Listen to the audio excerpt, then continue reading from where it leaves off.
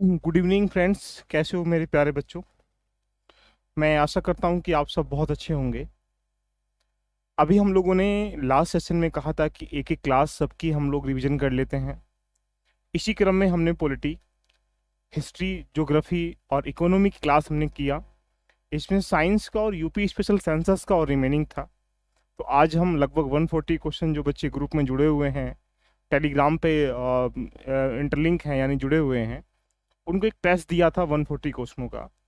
उन लोगों ने चेक किया होगा। अगर आप अच्छे बच्चे हैं तो आपने चेक कर लिया हो गया होगा। तो इसी क्रम में आज हम उन्हीं टेस्ट का, यानी आप कंप्लीटली जो साइंस का पार्ट है, फिजिक्स है, केमिस्ट्री है, बायो है, या फिर कंप्यूटर साइंस वगैरह का जो एरिया रहता है, इन सब पे हम लोग अध्ययन करने का काम करेंगे। चेक करते हैं कि अभी साइंस में आप कितने परिपक्व हैं। आप सभी को मेरी आवाज़ अगर क्लियर आ पा रही है तो एक बार यस लिख के मुझे बता दीजिएगा। आज की इस यात्रा को स्टार्ट कर लेते हैं। सिर्फ एक रिवीजन सेशन है ये, और इस रिवीजन सेशन से आप ये देख पाएंगे कि अभी हम कितना तैयार हैं, कितना अभी हमें तैयार और होना है। आरओ के सापेक्ष में अगर हम लोग बात करें बच्चों, तो लगभग 20-25 क्वेश्चनों के बीच में 26 क्वेश्चन भी यहाँ हो जाते हैं, तो आपको एग्जाम में देखने को मिलते हैं। तो चर्चा स्टार्ट की जाए। एक बार यस लिख के मुझे बता दीजिएगा। सारे क्वेश्चन जो ग्रुप में हैं उनको मिल चुके होंगे। आप देखते हैं कि आपने कितना क्वेश्चन सही करने की भूमिका में है। तो एक बार यस लिख के मुझे बता दीजिएगा। सब लोग तैयार हैं आज की चर्चा के लिए, राइट?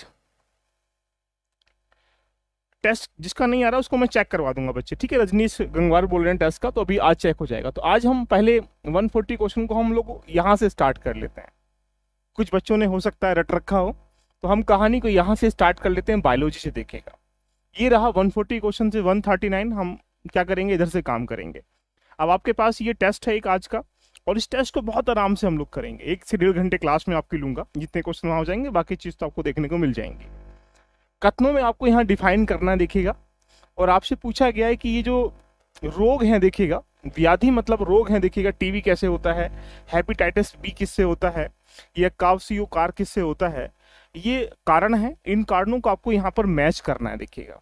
चलो स्टार्ट की जाती है आज की जर्नी को। कॉपी पेन लेके आप लोग बैठ लीजिएगा।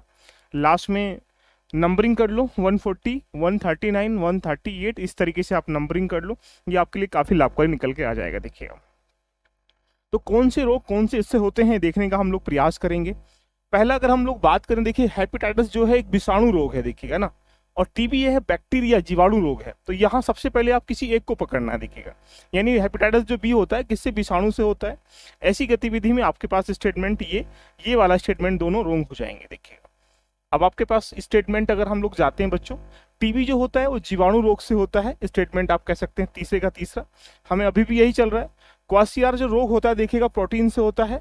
और जो मेरिस्म जो रोग होता है दीर्घकालीन उपवास, कभी कभी आपने देखा होगा बहुत लोग या महिलाएं, आजकल देखा जाए तो ये है। तो भूखमरी, यानी आप अगर उपवास करते हैं तो भूखमरी की अवस्था में ऊर्जा की जो पूर्ति होती है वो वसाओं और प्रोटीन का विखंडन हो जाता है।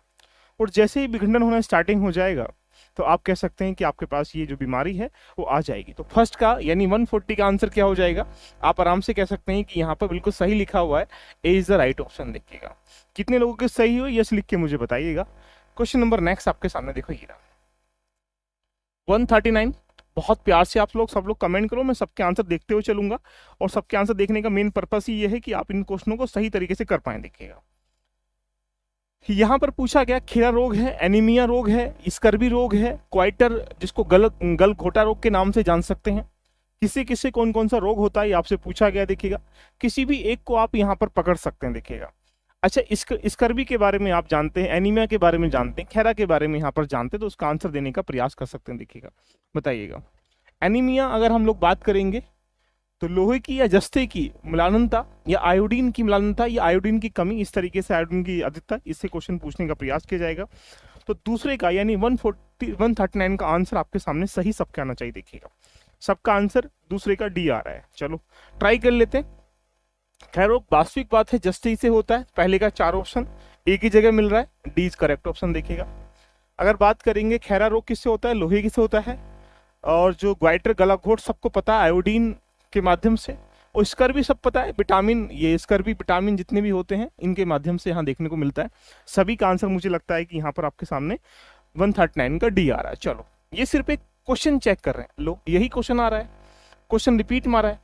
तो रिपीट का मतलब है कि आप उन चीजों को एक आध चीजों को इंटरलिंक कर पाएंगे। सबका आंसर डी आ रहा है। चलो फटाफट से आंसर बताइए 138 का आंसर क्या है। सभी का आंसर सही आना चाहिए बच्चों, सभी का आंसर आपके पास सही आना चाहिए। देखिएगा, देखो एनीमिया फिर पूछा गया है, गल घोटू जिसको वाटर के नाम से जान सकते हैं। देखिएगा, तो अगर आपको ये अभी लिंक किया तो क्या हो जाएगा, आयोडीन की कमी से। देखिएगा, दूसरे का तीसरा ऑप्शन हमें कहाँ मिल रहा है, यहाँ पर भी नहीं है, यहाँ पर भी नहीं है, यहाँ पर भी नहीं है, तो आंसर क्या हो जाएगा बी।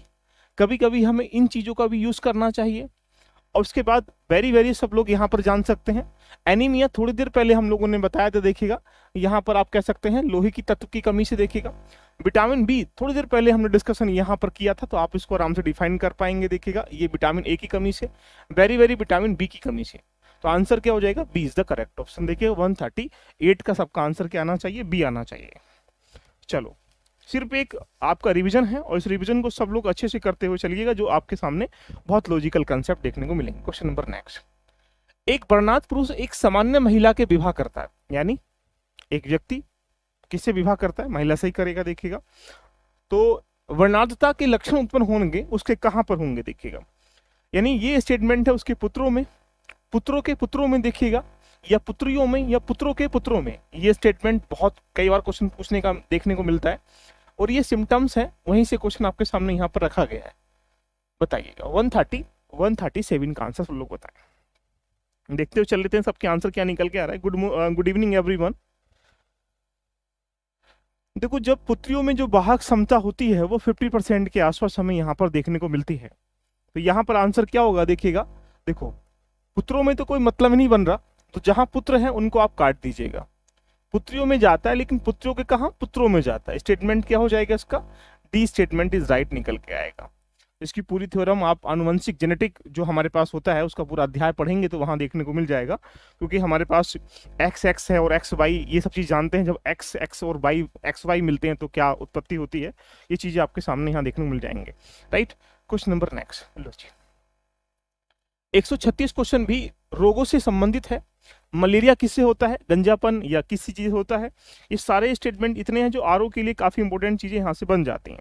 इसलिए सभी लोग एक बार सेशन को शेयर भी कर दीजिएगा और सेशन को देखिएगा, यहाँ पर लाइक भी कर दीजिएगा ना। क्वेश्चन नेक्स्ट आपके सामने ये रहा बच्चों, प्लेग किससे होता है। देखो सबको पता है। एड्स किससे होता है, एड्स के बारे में सबको पता होगा ना भैया। एड्स क्या है बताइएगा। एड्स एक विषाणु से होता है या जीवाणु से होता है, बोले वायरस से। देखिएगा एड्स, तो यानी दूसरे का तीसरा ऑप्शन है। और दूसरे का तीसरा हमें कहाँ मिल रहा है, देखो यहाँ पर भी नहीं है, यहाँ पर भी नहीं है। हमारे पास स्टेटमेंट या तो बी होंगे या फिर यहाँ पर डी होंगे।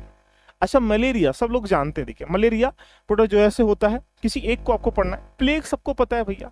प्लेग अगर देखेंगे तो जीवाणु बैक्टीरिया से होता है। देखिएगा, गंजापन किससे होता है, फंगस कवक से होता है। आंसर क्या लगाएंगे, बोलेंगे D is the correct option. देखिएगा, सबका आंसर क्या आ रहा है बच्चों, 136 का डी। चैलेंज करके, ये टेस्ट पेपर में आपको दे चुका था, चैलेंज करके आंसर बोलिएगा 101% 1, 101% बी, 101% सी। इस तरीके से ये आपके पास हैबिट होनी चाहिए। जिस प्रश्न पे टिक कर दिया ना वो सिर्फ तुम्हारा और सही होना चाहिए, जिस पे हाथ रख दिया वो तुम्हारा होना चाहिए ना। क्वेश्चन नंबर नेक्स्ट देखिएगा। लो, फिर यही क्वेश्चन है, दाद किससे होता है। देखिएगा, ये भी 135 क्वेश्चन आपके सामने, फटाफट से कमेंट करें। बहुत अच्छा क्वेश्चन देखने मिला। देखो मलेरिया थोड़ी देर पहले हमने चर्चा किया था, किससे, प्रोटोजोआ से होता है। पहले का 4 ऑप्शन है। आप यहाँ पर सी पर नहीं जा सकते हैं, आप यहाँ पर डी पे नहीं जा सकते। देखिएगा, अच्छा पोलियो सबको पता है। देखिए पोलियो क्या है, विषाणु है। देखिएगा, तो यहाँ पर आंसर आ जाएगा ये। तपेदिक किससे होता है, बैक्टीरिया से होता है। देखिएगा, दांत किससे होता है, दांत फंगस जैसे जम जाता है, फंगी। तो यानी आंसर क्या हो जाएगा इसका, ए इज करेक्ट ऑप्शन। देखिएगा, राइट। चलो 135 का आंसर सबका क्या आना चाहिए, ए आना चाहिए। सबका आंसर 135 का ब्रजेश का डी क्यों आ रहा है भाई, क्यों भाई डी क्यों दे रहे हो भाई, ऐसी क्यों बात करते हो, डी आंसर मत दीजिएगा। क्वेश्चन नंबर नेक्स्ट आपके सामने ये रहा, 134 फटाफट से बताएं क्या स्टेटमेंट है। निम्नलिखित कथनों पर आप विचार करें, कौन सा स्टेटमेंट यहाँ पर सही है। देखिएगा, पहला, मानव शरीर में उबिका मतलब फीमर सबसे लंबी ग्रंथि है, यानी अस्थि है। देखिएगा, आपसे क्वेश्चन पूछा गया बहुत, देखिएगा तो हमारे पास जो फीमर ग्रंथि सबसे लंबी ग्रंथि है, ये सब लोग जानते हैं, क्वेश्चन बहुत बार पूछा गया। देखिएगा, और यहाँ पर दूसरा क्वेश्चन है हैजा रोग जीवाणु के, बिल्कुल सही बात है, हैजा हमारे पास जीवाणु से होता है, बैक्टीरिया से निकल के आता है, देखिएगा ना, तो ये स्टेटमेंट भी आपके पास सही है। तो अब आप सोच रहे होंगे एक और दोनों दोनों सही है, तो ये तो होगा नहीं, ये भी नहीं होगा। अब आपके पास ए और सी में से तुक्का आपको लगाना है, बताइए इसमें से कौन सा आंसर आप टिक कर सकते हैं, सोचिए, इमेजिंग करिएगा। अगर हम बात करेंगे एथलेटिक फुट रोग विषाणु के द्वारा होता है, देखिएगा, तो ये जो फुट रोग है, देखिएगा यहाँ पर देखा जाए, ये आपके पास कवक के माध्यम से होता है और ये संक्रामक रोग है, देखिएगा, ये फंगी के माध्यम से होता है, ये विषाणु के माध्यम से नहीं होता है। इस कंडीशन में आप क्या बोलेंगे, तीसरा स्टेटमेंट आपके पास रोग निकल के आ जाएगा। आंसर क्या हो जाएगा, सी इज द करेक्ट ऑप्शन, देखिएगा। नेक्स्ट, लो जी, क्वेश्चन नंबर नेक्स्ट 133 आपकी छत्र छाया में ये रहा, देखिएगा। 133 के बारे में हम यहाँ पर देखते हैं। कथनों पे विचार करें, भारत में सूक्ष्म जैविक रोग जनों के बारे में बहु औषध प्रतिरोध के होने के कौन कौन से कारण हैं। आपको सही उत्तर का आपको यहाँ पर चयन करना है। देखो, कुछ व्यक्तियों में आनुवंशिक पूर्ववर्ती जेनेटिक प्रोडक्शन का होना, देखिएगा, अगर हम बात करेंगे यहाँ पर, ये जीन हस्तांतरण होते हैं, ट्रांसफॉर्म होते हैं, चेंजेबल होते हैं। इसी कंडीशन में आप यहाँ पर होना नहीं है, ये आनुवंशिक पूर्ववर्ती का नहीं है, ट्रांसफॉर्मेशन होने का मतलब है। दूसरा, रोगों के उपचार के लिए प्रतिजैविक एंटीबायोटिक्स की गलत खुराकों को लेना, हाँ, इसके माध्यम से आप सूक्ष्म जैविक रोगजनक यहाँ पैदा हो सकता है। एंड आफ्टर दैट, पशुधन फार्मिंग में प्रतिजैविकों को इस्तेमाल करना, कुछ व्यक्तियों में चिरकारी रोगों के माध्यम से बहुलता होना, ये भी एक कारण देखने को मिलता है। यानी 2 और 3 आपके पास यहाँ पर ठीक है।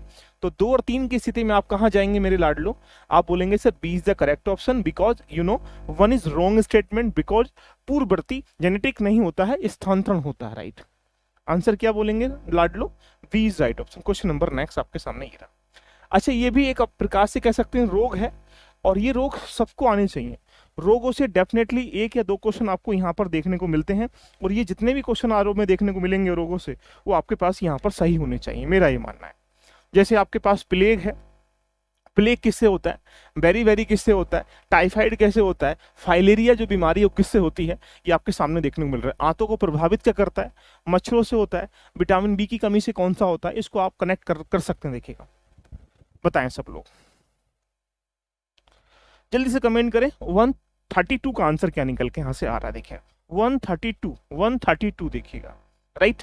आपको पता है प्लेग किससे होता है, पिस्सुओं से। ये कई बार क्वेश्चन आपने second world war, first world war में देखा भी होगा। फर्स्ट वर्ल्ड वार में फाइलेरिया क्या देखिएगा, ये मच्छरों से होता है, देखिएगा। अच्छा, बेरी सबको पता है विटामिन से होता है। और टाइफाइड अगर आप देखेंगे, टाइफाइड जैसे आंतों का बुखार जिसे कह सकते हैं। आंसर क्या हो जाएगा आपकी statement, D is the correct option, देखिएगा, D is the best option है आपके लिए, D is the right option, देखिएगा। क्वेश्चन नंबर नेक्स्ट आपके सामने टीपीटी वैक्सीन के बारे में आपसे पूछा गया, देखिएगा, बीमारियों में हम किन किन बीमारियों में हम इसका प्रयोग करते हैं, टीपीटी वैक्सीन के बारे में आपसे क्वेश्चन दिया गया, देखिएगा। बताएं फटाफट से टीपीटी वैक्सीन क्या आपको यहाँ पर देखने को मिल रही है, कमेंट करें फटाफट से जल्दी से। 131 आपके सामने क्वेश्चन, देखिएगा, टीपीटी देखिएगा। देखिए, टीपीटी का प्रयोग हम पोलियो में तो करते नहीं है, देखिएगा, पोलियो में नहीं करते हैं। किसी एक को आपको पकड़ना है, जिंदगी के साथ भी, क्वेश्चन के साथ भी, देखिएगा। तो टीपीटी टिपीथिया है, देखिए, काली खांसी है, टिटनेस है, देखिएगा। तो टीपीटी एक वैक्सीन है जहां पर हम टिपीथिया में, काली खांसी में, टिटनेस में प्रयोग करते हैं। पोलियो में तो टी का प्रयोग करते हैं, वैक्सीन प्रयोग करते हैं, देखिएगा। तो स्टेटमेंट आपके सामने क्या हो जाएगा, ए इज द करेक्ट ऑप्शन, देखिएगा। कुछ बच्चे इसका आंसर कुछ और भी लगा रहे होंगे। क्वेश्चन नंबर नेक्स्ट आपके सामने ये रहा, लो जी 130 क्वेश्चन आपकी छाया में ये रहा। देखो, बताओ फटाफट से इसका आंसर क्या निकल के आ जाएगा। बिल्कुल, टिटनेस में भी करते हैं। 130 आपके सामने, 130 सब लोग बताइएगा इसका आंसर क्या है। सब जल्दी से कमेंट करें, 130 आपके सामने क्या निकल के आ रहा है। उष्णकटिबंधीय प्रदेशों में जीका वायरस, देखो अभी हाल ही में चर्चाओं में भी रहा है, और ये उष्णकटिबंधीय क्षेत्रों में हमें देखने को मिलता है, मच्छरों के द्वारा होता है। बिल्कुल सही बात है। इसमें क्या होता है, डेंगू संचित होते हैं, यानी काट लिया मच्छर ने, भैया डेंगू बुखार इस तरह के। जीका वायरस रोग का लैंगिक संचरण होना असंभव है, बिल्कुल सही स्टेटमेंट है, उसको हम लोग संभव है। दोनों स्टेटमेंट आपके पास सही है, तो आंसर क्या बोलेंगे, सी इज द करेक्ट ऑप्शन, देखिएगा। क्वेश्चन नंबर नेक्स्ट 129, ये बीमारियों में से कौन सा टैटू बनवाने के माध्यम से किसी व्यक्ति में होता है। यूपीएससी तक ने ये प्रश्न पूछा गया, देखिएगा, कि ऐसी कौन सी बीमारी है, आजकल आप देखेंगे टैटू बनवाते हैं, और सरकारें इस पे कहीं ना कहीं बैन भी लगाती हैं, और बहुत सारी गतिविधियों को बाउंड करने का भी काम करती हैं। तो पूछा ये गया है कि ऐसा कौन सा रोग है जो टैटू के बनवाने के द्वारा एक व्यक्ति से दूसरे व्यक्ति में क्या होता है, संकलित होता है। देखिएगा स्टेटमेंट आपके सामने देखने को मिल रहा है। टैटू बनाने से कई प्रकार की संक्रामक रोगों का खतरा देखने को यहाँ पर मिलता है। जैसे आपके पास हेपेटाइटिस है, देखिएगा HIV एड्स है, यकृत शोथ यहाँ देखने को मिलता है, या क्लाइड जैसी बहुत सारी बीमारियां हैं, ये हमारे टैटू बनवाने के माध्यम से देखने को मिलती हैं। क्योंकि टैटू बनवाने से जो सुई होती है, देखिएगा अब टैटू बन रहा है तो उसमें सुई का हम प्रयोग कर रहे हैं, और सुई के माध्यम से क्या होता है, हम उसका बार बार हम प्रयोग करते हैं। तो जब बार बार प्रयोग करते हैं तो ऐसा करने से एड्स भी हो जाएगा, और एड्स सुई के संक्रमण होने से ही फैलता है, आपको ज्ञात होगा। तो यहाँ पर जो यकृत शोथ है बी, या HIV एड्स है, ये दोनों रोग जो होते हैं टिटनी इसके माध्यम से होते हैं। 2 और 3 सही है। देखिएगा चिकनगुनिया यहाँ से नहीं होता है, चिकनगुनिया एक वायरस संक्रमण के माध्यम से होता है, यानी एक रोग है, और ये संक्रमित मच्छर से देखिएगा देखने को मिलता है। तो आंसर क्या हो जाएगा, B is the correct option. देखिएगा सबका आंसर बी निकल के आ रहा है। क्वेश्चन नंबर नेक्स्ट, लो जी, कितना बेहतरीन क्वेश्चन आपके सामने 128 रखा गया है। फटाफट से कमेंट करें 128 का आंसर क्या निकल के यहाँ से आ जाएगा। कौन सा कथन यहाँ पर सही नहीं है, देखिएगा यकृत शोथ बी विषाणु काफी कुछ HIV की तरह। हाँ भाई, जितने भी यकृत शोथ के माध्यम से जो बी है विषाणु काफी कुछ HIV की तरह संचालित होते हैं, बिल्कुल ठीक है। यकृत शोथ सी का टीका होता है, जबकि बी यकृत शोथ का टीका नहीं होता है, दोनों का होता है। स्टेटमेंट ये भी रॉन्ग है। सार्वभौम रूप से आपसे क्या पूछा, कथन सही नहीं है, तो आंसर क्या लगा देंगे, B is the right option. देखिएगा B is the correct answer. Clear. Question number next आपके सामने ये रहा, निम्नलिखित में सारी विषाणु, देखो अब ऐसे पता है कि क्वेश्चन के तरीके उसने क्या किया, चेंज कर रहा है। अभी आपने UPSC का पेपर देखा होगा, तो जहां किसी एग्जाम में कथन 2 आया करते थे, वहां उसने कथन 3 दे दिए गए। ऐसे ही प्रश्न पूछने की जो प्रवृत्ति है वो अलग अलग एग्जाम में अलग अलग तरीके से लगातार चेंजिंग की जा रही है। अब यहीं से क्वेश्चन पूछा है कि ऐसी कौन सी बीमारियां हैं जो विषाणु के माध्यम से होती हैं, यानी वायरस के माध्यम से होती हैं, बैक्टीरिया से नहीं निकल के यहाँ पे आते। देखिएगा तो यहाँ पर अगर देखेंगे तपेदिक है, हर्पीज है, रेबीज है, देखिएगा मम्स है, रेबीज है, हर्पीज, देखिएगा कैंसर है, तपेदिक है, पोलियो है, देखिएगा माइलेटिक्स है, छोटी माता है, कैंसर है, तपेदिक है, ये आपसे देखने को मिल रहा है। देखिएगा तो रेबीज अगर देखेंगे तो विषाणु रोग है, हर्पीज भी विषाणु रोग है, मम्स भी एक विषाणु रोग यहाँ पर देखने को मिलता है। देखिएगा तो यहाँ पर स्टेटमेंट पूछा गया सारे जो हैं विषाणु से पैदा होते हैं, तपेदिक नहीं है। देखिएगा और स्टेटमेंट अगर देखेंगे तपेदिक यहाँ पर भी है, तपेदिक यहाँ पर भी है, किसी एक को मार्क कर लीजिएगा। एक को मार्क करने से आपका आंसर थोड़ा सा स्मार्ट अप्रोच लगाएंगे तो सही हो जाएगा। इट मीन्स आपके सामने मम्स, रेबीज और हर्पीज, ये तीनों की तीनों बीमारियां हमारी किससे होती हैं, विषाणु से होती हैं, है ना, वायरस से होती हैं। आंसर क्या निकल के आ जाएगा, बी। देखिएगा क्वेश्चन नंबर नेक्स्ट, वायरस के संबंध में कौन सा स्टेटमेंट आपके पास यहाँ पर सही नहीं है। देखिए अब आपसे पूछ रहा है वायरस के संबंध में कौन सा स्टेटमेंट आपके सामने यहाँ पर सही नहीं है। क्वेश्चन नंबर 126 आपसे पूछा गया है, देखते हैं कितने लोग यहाँ पर सही कर पाते हैं। वायरस शब्द एक डच माइक्रोबायोलॉजिस्ट MW बेंजरिन के द्वारा दिया गया था। अगर आप देखेंगे तो ये जो शब्द है, देखिएगा इन्होंने दिया गया था, ये जीनोम के माध्यम से, केवल जो हमारे पास क्या होते हैं DNA होते हैं, RNA के माध्यम से डेवलप होता है। बिल्कुल सही बात है, दोनों पर क्या है, आधारित होता है। DNA आधारित वायरस अधिकांश सिंगल स्टैंडर्ड के होते हैं, सिंगल नहीं देखिए डबल स्टैंडर्ड के होते हैं, 2 स्टैंडर्ड के होते हैं। ये सिंगल स्टैंडर्ड की बात कर रहा है, स्टेटमेंट यही क्या हो जाएगा, रॉन्ग हो जाएगा। हमसे ये पूछा गया कौन सा सही नहीं है, तो आप बोलेंगे sir C is the statement wrong, because you know RNA आधारित वायरस यानी DNA आधारित वायरस की तुलना में अधिक क्या होते हैं, आनुवंशिक ट्रांसफॉर्मेशन यानी म्यूटेशन सिस्टम के होते हैं। बिल्कुल सही स्टेटमेंट है, आंसर क्या हो जाएगा, सी इज द करेक्ट ऑप्शन। देखिएगा क्वेश्चन नंबर नेक्स्ट प्यारे बच्चों, ये क्या पूछता है, आपके पास ये स्टेटमेंट पूछा गया, निम्नलिखित में से कथनों पर आपको विचार करना है। कपूर है, चिकोरी है, वनीला है, कौन सा पादक जो प्लांट है उत्पाद करता है। देखिएगा यानी प्रोडक्शन जो है इसका प्लांट करता है, आपसे पूछा गया है। 125 के बारे में आप बताएं, सब लोग 125 के बारे में बताइएगा। देखो अगर हम कपूर की बात करेंगे, कासनी की बात करेंगे या वनीला की बात करेंगे, तीनों ही क्या होते हैं, प्लांट पैदा करते हैं। स्टेटमेंट आपसे पूछा जाएगा कितने सही हैं, तीनों सही हैं। आंसर क्या लगाएंगे, D is the right option. देखिएगा तो यहाँ पर जंगली हर्बल पौधों के माध्यम से हम इसको प्रयोग करते हैं।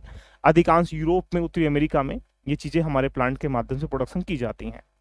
नेक्स्ट क्वेश्चन इज आपके सामने ये रहा, लो जी, आपने नाम सुना होगा, देखिएगा सदाबहार है, पुदीना है, तुलसी है। देखिएगा ये आपसे पूछा गया कौन सा स्टेटमेंट, यहाँ पर ये पौधा है, इस पौधे का प्रयोग हम लोग कहाँ करते हैं, ये आपके सामने देखने को मिल रहा है। 124 बेहतर क्वेश्चन है, इसकी तलाश थी आपको, देखिएगा और जब तलाश होती तो क्वेश्चन हमें देखने को यहाँ पर मिल जाता है। बताइएगा देखो अगर हम बात करेंगे किसी एक को अगर हम पकड़ने का प्रयास करें, तुलसी की बात करिए, तुलसी क्या है?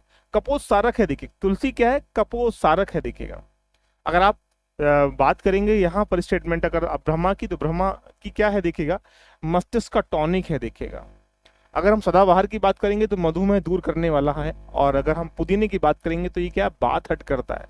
ऐसी स्थिति में पहले का 4 स्टेटमेंट हमें एक जगह मिल रहा है, तो B is the correct option, because you know ये आपका आंसर क्या हो जाएगा? बी। वेरी गुड, सबका आंसर सही आना चाहिए। Question number next. अच्छा, ये आपके पास क्या है? क्वेश्चन बहुत दमदार है। भारत की जैव ईंधन की राष्ट्रीय नीति के अनुसार जैव ईंधन के उत्पादन के संदर्भ में किनका उपयोग कच्चे माल के रूप में हम लोग कर सकते हैं, ये आपसे पूछा गया है। जैसे आपके पास क्या है? कसावा है, मूंगफली के बीज हैं, सड़ा आलू है, क्षतिग्रस्त गेहूं के दाने हैं, या कुल्थी है। देखिएगा चुकंदर का है आपके पास। सही उत्तर का आपको यहाँ पर चयन करना है। देखिएगा किन किन का प्रयोग हम यहाँ पर नीति के तहत कर सकते हैं। ऐसे क्वेश्चन लगातार पूछने की भूमिका में रहते हैं।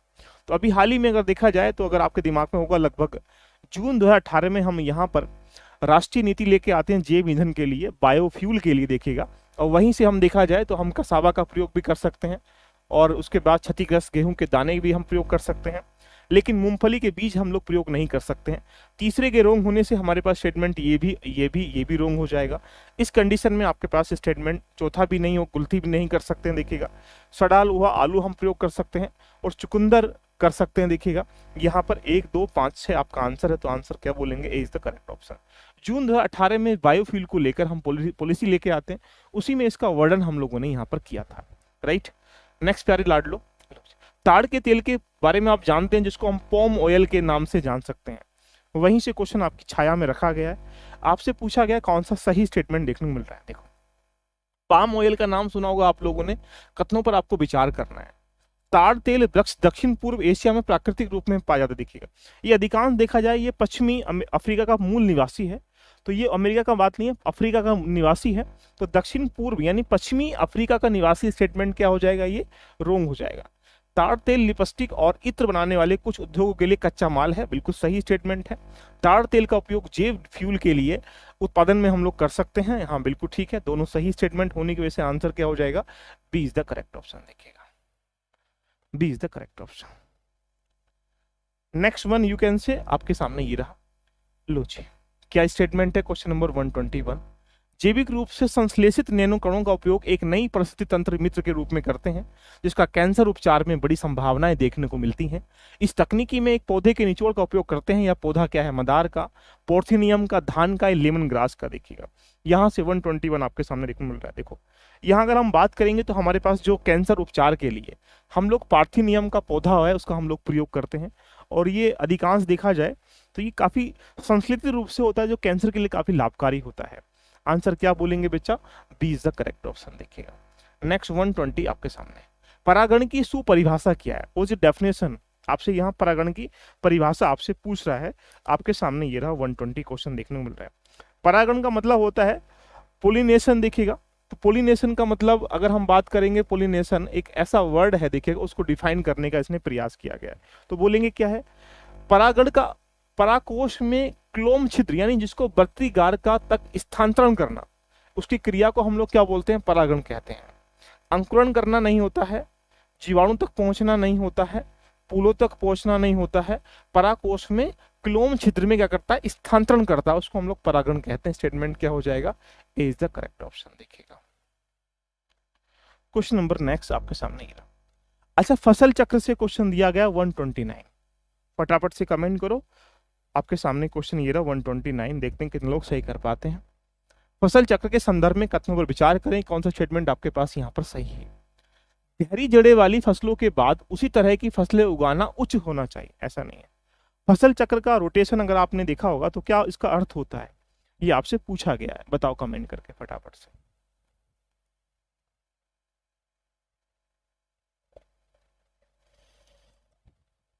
देखो फसल चक्र का मतलब होता है फलीदार फसल के बाद बिना फलीदार, यानी एक वर्ष के अंतर्गत अगर आप देखेंगे खेत में अलग अलग ऋतुओं में प्रत्येक वर्ष अलग अलग प्रकार की किस्मों को उगाना, ये क्या है? फसल चक्र कहलाता है। ऐसी स्थिति में क्या हो जाएगा? B is the correct option, यानी फसल चक्र किसे कहते हैं? डेफिनेशन भी पूछ सकता है। नेक्स्ट क्वेश्चन नंबर नेक्स्ट आपके प्यारे लाडलो ये रहा। पौधों में गुटी लगाने का कार्य किस उद्देश्य से हम यहाँ पर किया जाता है? पौधों में गुटी लगाना। देखिएगा, आपने अगर गन्ने का बीज देखा होगा या बाकी अन्य गतिविधि देखी होंगे, देखिएगा गुटी लगाने का मतलब ये तकनीकी है। देखिएगा इससे क्या होता है, एग्जाम्पल वेस्ट पे कीटों के नियंत्रण करने के लिए, वानस्पतिक प्रसारण करने के लिए, बीजों के अंकुरण करने के लिए, खरपतवार के नियंत्रण करने के लिए 180। तो आपको पता है कि यहाँ पर जो हमारे पास वनस्पति होती है उसका प्रसारण कैसे किया जाए, यानी एक प्रकार से कह सकते हैं कि दौरान हवाई तनों में जड़ों को विकसित कैसे किया जाए, इसके लिए हम गुटी लगाते हैं, इकट्ठा करते हैं। इट मीन्स मतलब वनस्पति प्रसारण करने के लिए हम गुटी यहाँ पर लगाने का काम करते हैं। क्वेश्चन नंबर नेक्स्ट प्यारे बच्चों, ये आपके सामने पादक हार्मोन्स है और ये इसके कौन कौन से कार्य होते हैं। ऑक्सीन कौन सा काम करता है, ये बहुत बार क्वेश्चन पूछा गया, बताएं फटाफट से कमेंट करके। ऑक्सीन कौन कौन सा कार्य करता है, ये आपसे क्वेश्चन पूछा गया, बहुत मजेदार क्वेश्चन देखने मिल रहा है। देखो देखो ऑक्सीन है, साइटोकाइनिन है, जिब्रेलिन है, देखिएगा एब्सिसिक अम्ल है। देखिएगा बहुत अच्छा क्वेश्चन है। कोशिकाओं में वृद्धि करता है, जो सेल होते हैं या उनका विभाजन करता है, डिस्ट्रीब्यूशन करता है। ये स्टेटमेंट आपके सामने यहाँ पर देखने को मिल रहा है 117 आपके सामने। तो पहला स्टेटमेंट अगर किसी एक को पता है, देखिए किसी एक को आपको यहाँ पर पकड़ना है। देखिएगा ऑक्सीन अगर हम बात करेंगे तो क्या करता है, ऑक्सीन शिकर की प्रधानता के बारे में काम करता है। ये स्टेटमेंट आपके सामने रूम हो जाएंगे। चलो बी और डी में से आप तुक्का लगा लीजिएगा, आपका आंसर क्या निकल के यहाँ से आ सकता है। तो अगर देखेंगे यहाँ पर जिब्रेलिन क्या काम करता है, कोशिकाओं में वृद्धि करता है। देखिएगा साइटोकाइनिन की अगर हम बात करेंगे तो कोशिकाओं का विभाजन करता है। देखिएगा और एब्सिसिक जो अम्ल है वो क्या करता है, वृद्धि अवरोधक है। देखिए ऐसी कंडीशन में आपके पास क्या हो जाएंगे 4 1 2 3, answer B is the correct option. देखिएगा नेक्स्ट, ये अमरबेल परजीवी आवर्तबीजी का एक उदाहरण है। यह पोषी पौधों की पत्तियों में अपना पोषण प्राप्त करता है। ये ऐसे क्वेश्चन आरओ में भूमिका रहेगी लगातार आगे पूछने की। देखिएगा तो अगर हम बात करेंगे जो कसकुटा होता है जिसको हम अमरबेल कहते हैं, वो परजीवी जो आवर्तबीजी का एक एग्जाम्पल है। बिल्कुल सही स्टेटमेंट है। देखिएगा पोषी पौधों में अगर वो परजीवी है तो पत्तियों में अपना पोषण कैसे कर लेगा, समझो बड़े प्यार से, अगर वो परजीवी है तो अपना पोषण कैसे कर लेगा। इस कंडीशन में आप कह सकते हैं स्टेटमेंट ये रॉन्ग हो जाएगा। तो ए आपका सही है और डी आर क्या है इसमें गलत है, D is the correct option. देखिएगा राइट। नेक्स्ट क्वेश्चन आपके सामने ही रहा, लो जी बहुत अच्छा लाजवाब क्वेश्चन बंद 115 आपके थाली में रख दिया गया है। आप आराम से इसको खाइएगा, देखिएगा 115 क्वेश्चन के बारे में और फिर उसका स्वागत भी करने का आप यहाँ पर प्रयास करें। बताएं, बिल्कुल तने से पोषण करता है। ये आपके सामने पहला स्टेटमेंट, स्थितिज ऊर्जा मुक्त होकर पर्यायतम ऊर्जा बनती है। देखिएगा यानी आपसे पूछा गया है यहाँ पर सही स्टेटमेंट कौन सा है, पर्यायतम ऊर्जा नहीं बनती है। पर्यायतम ऊर्जा स्थितिज ऊर्जा में ट्रांसफॉर्म होती है और संचित हो जाती है। ये बिल्कुल सही स्टेटमेंट है आपके सामने, B is the correct option. देखिएगा भोजन ऑक्सीकृत होकर कार्बन डाइऑक्साइड और जल मुक्त करता है, ऐसा नहीं। देखिएगा ऑक्सीजन ली जाती है, कार्बन डाइऑक्साइड और जलवाष्प बाहर निकाली जाती है। ये प्रकाश संश्लेषण माध्यम के लोग पौधे जो होते हैं CO2 लेते हैं, ऑक्सीजन बाहर निकालते हैं। कोई बच्चा इसका आंसर डी दे रहा होगा तो समझाइएगा, पौधे क्या करते हैं, CO2 ग्रहण करते हैं, O2 छोड़ते हैं। हम O2 ग्रहण करते हैं, CO2 छोड़ते हैं। ये तो लॉजिकल कंसेप्ट है, इसके बारे में आपको यहाँ पर जानना पड़ेगा। क्वेश्चन नंबर नेक्स्ट, लो जी क्वेश्चन नंबर 114, मादा जनन पथ में पहुंचने के पश्चात मानव शुक्राणु अपनी निषेचन क्षमता सुरक्षित रखते हैं। देखिएगा 2 मिनट के लिए, 20 मिनट के लिए, 90 मिनट के लिए, 1 से 2 दिन के लिए। ये जो हमारे पास शुक्राणु होते हैं उस समय की गतिविधि आपसे यहाँ पर देखने को प्रयास किया गया है। 114 क्वेश्चन आपके सामने बताएं फटाफट से कमेंट करके कितने टाइम तक वो क्या करते हैं यहाँ पर रखते हैं। तो ये स्टेटमेंट आपके सामने यहाँ निकल के आएगा। मादा जनन के जो पथ होता है उसमें पहुंचने के बाद जो शुक्राणु हैं, देखिएगा यहाँ पर अगर देखा जाए लगभग 48 से लेकर 72 घंटों के बीच तक देखिएगा क्या करते हैं, वहां पर उसको सुरक्षित रखते हैं। तो ऐसी कंडीशन में 48 से 72 घंटे का मतलब ये रहा कि 90 मिनट नहीं, 20 मिनट नहीं, देखिएगा 2 मिनट नहीं, और 1 से 2 दिन के लिए यहाँ पर ये क्या करते हैं, मानव के शुक्राणु क्या रहते हैं, जनन करना स्टार्टिंग कर लेते हैं। तो स्टेटमेंट क्या हो जाएगा, डी इज राइट ऑप्शन। देखिएगा क्वेश्चन नंबर नेक्स्ट आपके सामने, लो जी क्या क्वेश्चन है, मानव शरीर के संदर्भ में कथनों पर आप विचार करें, कौन सा स्टेटमेंट आपके सामने यहाँ पर ठीक है। 113 आपके सामने ये रहा, बताओ फटाफट से आप पढ़िएगा जल्दी से और इसका आंसर देने का आप लोग यहाँ पर प्रयास करें। पहला, किसी व्यक्ति द्वारा व्यायाम करने पर सोमेट्रोपियन का उत्पादन बढ़ जाता है, बिल्कुल सही स्टेटमेंट है देखिएगा। यानी वृद्धि क्या मतलब हार्मोन से वृद्धि जाती है और कहीं ना कहीं आपके शरीर में ये वृद्धि को इंडिकेट भी करता है। पहला स्टेटमेंट आपके सामने ठीक है।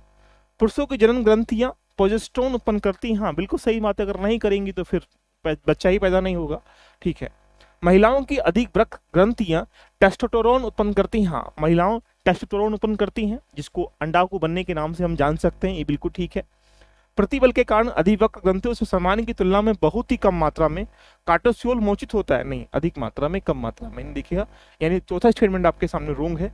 चौथे के रोंग होंगे, आंसर क्या हो जाएगा, B is the correct option देखिएगा। सबका आंसर बच्चों यहां पर सही आना चाहिए। चलो क्वेश्चन नंबर नेक्स्ट। तो ये आपके पास कुछ ग्रंथियां हैं और किस प्रकार की ये चीजें करती हैं, जैसे एडेनिल ग्रंथि है, एस्ट्रोजन है, इंसुलिन है या फेरोमोन है देखिएगा। यहाँ पे आपके सामने पूछा गया कौन सा इसमें मैचिंग है, कमेंट करके मुझे बताइए 112 क्वेश्चन का आंसर क्या निकल के यहाँ से आ जाएगा। पहला एडेनिन की हम लोग बात करेंगे तो पता है इससे क्रोध, भय और खतरा, पहले का पहला स्टेटमेंट हमें दो जगह मिल रहा है, इसको हम यहाँ पर काट देंगे। दूसरा अगर हम बात करेंगे एस्ट्रोजन, अगर बात करेंगे तो स्त्रियों में होता है। इंसुलिन अगर बात करेंगे ग्लूकोज है देखिएगा। फेरोमोन, देखो इंसुलिन तो बहुत बार क्वेश्चन पूछा गया, और गंध के बोध में साथी को आकर्षित करना, ये आपके पास फेरोमोन है। आंसर क्या ठोकेंगे, सी इज द करेक्ट ऑप्शन। सबका आंसर मुझे लगता है कि सी आना चाहिए देखिएगा। वेरी गुड, सबका आंसर सी आ रहा है, बहुत अच्छा। क्वेश्चन नेक्स्ट आपके सामने, मां और शिशु के बीच गले लगना, ये बड़ा लॉजिकल देखिएगा, या चूमना किस निम्न हार्मोन्स किसके मोचन के द्वारा प्रेरित होता है। अगर आप प्रेमिका के गले भी चूम रहे हो तो काम वही किया जाएगा, ऐसा नहीं कि माँ बेटे का चुम्बन अलग है, तो वहां से भी वही सब चीजें निकलेंगी देखिएगा। तो 111 के बारे में अगर बात करेंगे तो क्या इंसुलिन नहीं भाई, नोर्डिनिलिन नहीं, पुटकोदिन नहीं दिखेगा, ऑक्सीटॉक्सिन देखिएगा, ऑक्सीटॉक्सिन हार्मोन से निकलता है, आंसर क्या हो जाएगा, डी देखिएगा। तो माँ शिशु के बीच में लगना या चूमना देखिएगा, शिशु की देखभाल करना या बात्सल्य में एक प्रकार से कह सकते हैं भोग विलास की भावनाओं में जो ऑक्सीटॉक्सिन जो हार्मोन है, जिसको हम लोग ओटी के नाम से भी जान सकते हैं, रिलीज होता है देखिएगा। और ये ऑक्सीटॉक्सिन के लगभग दो लक्षण हमें देखने को मिलते हैं, स्त्रियों के गर्भाशय में जिसको हम लोग यूट्रस कहते हैं, और एक हमारे पास ग्रंथियों में देखिएगा। तो ग्रंथियों से कौन सा निकलता है, ऑक्सीटॉक्सिन निकलता है, और गर्भाशय में भी यूट्रस में भी ऑक्सीटॉक्सिन ही निकलता है देखिएगा। तो स्टेटमेंट क्या हो जाएगा, डी इज राइट ऑप्शन, जिसको हम लोग लार के नाम से भी जान सकते हैं। क्वेश्चन नंबर नेक्स्ट देखिए, 110 आपके सामने, बताइएगा फटाफट से सब लोग कमेंट जरूर कर लिएगा, जितने लोग भी इस समय मुझे वॉच कर रहे हैं। पहली चुनौती आपके सामने ये है कि आपको प्रश्न आता है नहीं आता है, टिक करने के बाद सही कितने हो पाते हैं, अपने आप को चेक करना, अपने आप को जांचना, ये भी तो एक चुनौती है ना। एग्जाम पूरी नॉलेज से क्रैक नहीं होता है, एग्जाम में तुम कितनी फाइट कर रहे हो, कितने क्वेश्चन को टैकल कर रहे हो, उसे करने के कौन कौन से तरीके हैं, वहां से सफलता मिल जाती है। कभी पूर्ण ज्ञान कभी नहीं आने वाला, इसलिए ध्यान रखिएगा कि आपको मल्टीपल टाइम प्रैक्टिस करनी है क्वेश्चन को टैकल करने की। देखिएगा आपके सामने ये रहा, ये भी आपके पास ग्रंथियां हैं और ये आपके पास क्या है, इसके हार्मोन से देखिएगा। जनन ग्रंथि में थोड़ी देर पहले हम लोगों ने बात किया था, उसके बारे में आपसे पूछा गया। तो जनन ग्रंथि क्या होता है, ये महिलाओं में होती है, तो क्या होगा, प्रोजेस्टेरोन होगा देखिएगा। तो पहले का दो है, पहले का दो हमें दो जगह मिल रहा है, या तो बी में या फिर एक प्रकार से कह सकते हैं सी में। अगर पीयूष ग्रंथि सबको पता देखिएगा, ये पीयूष ग्रंथि वृद्धि हार्मोन्स होता है। अग्नाशय में क्या होता है, इंसुलिन होता है देखिएगा। अधिवक्र हमारे पास कोर्टिसोल होता है, आंसर क्या लगा देंगे, सी इज राइट ऑप्शन देखिएगा, है ना, C is the correct option. Next, मानव मस्तिष्क के बारे में आपसे क्वेश्चन रखा गया, एक एक क्वेश्चन को संभाल के प्रयोग करिएगा। मैं लाया हूं तुम्हारी तिजोरी में, आरो आरो की तिजोरी से निकाल कर कुछ प्रश्न देखिएगा, उनको मल्टीपल टाइम प्रैक्टिस करिएगा, ये आपके लिए लाभकारी भी निकल के यहाँ से आ जाएंगे। 109 के बारे में आपके सामने क्वेश्चन ये रहा, फटाफट से कमेंट करके बताने का कष्ट करिए कितने क्वेश्चन यहाँ पर सही हैं।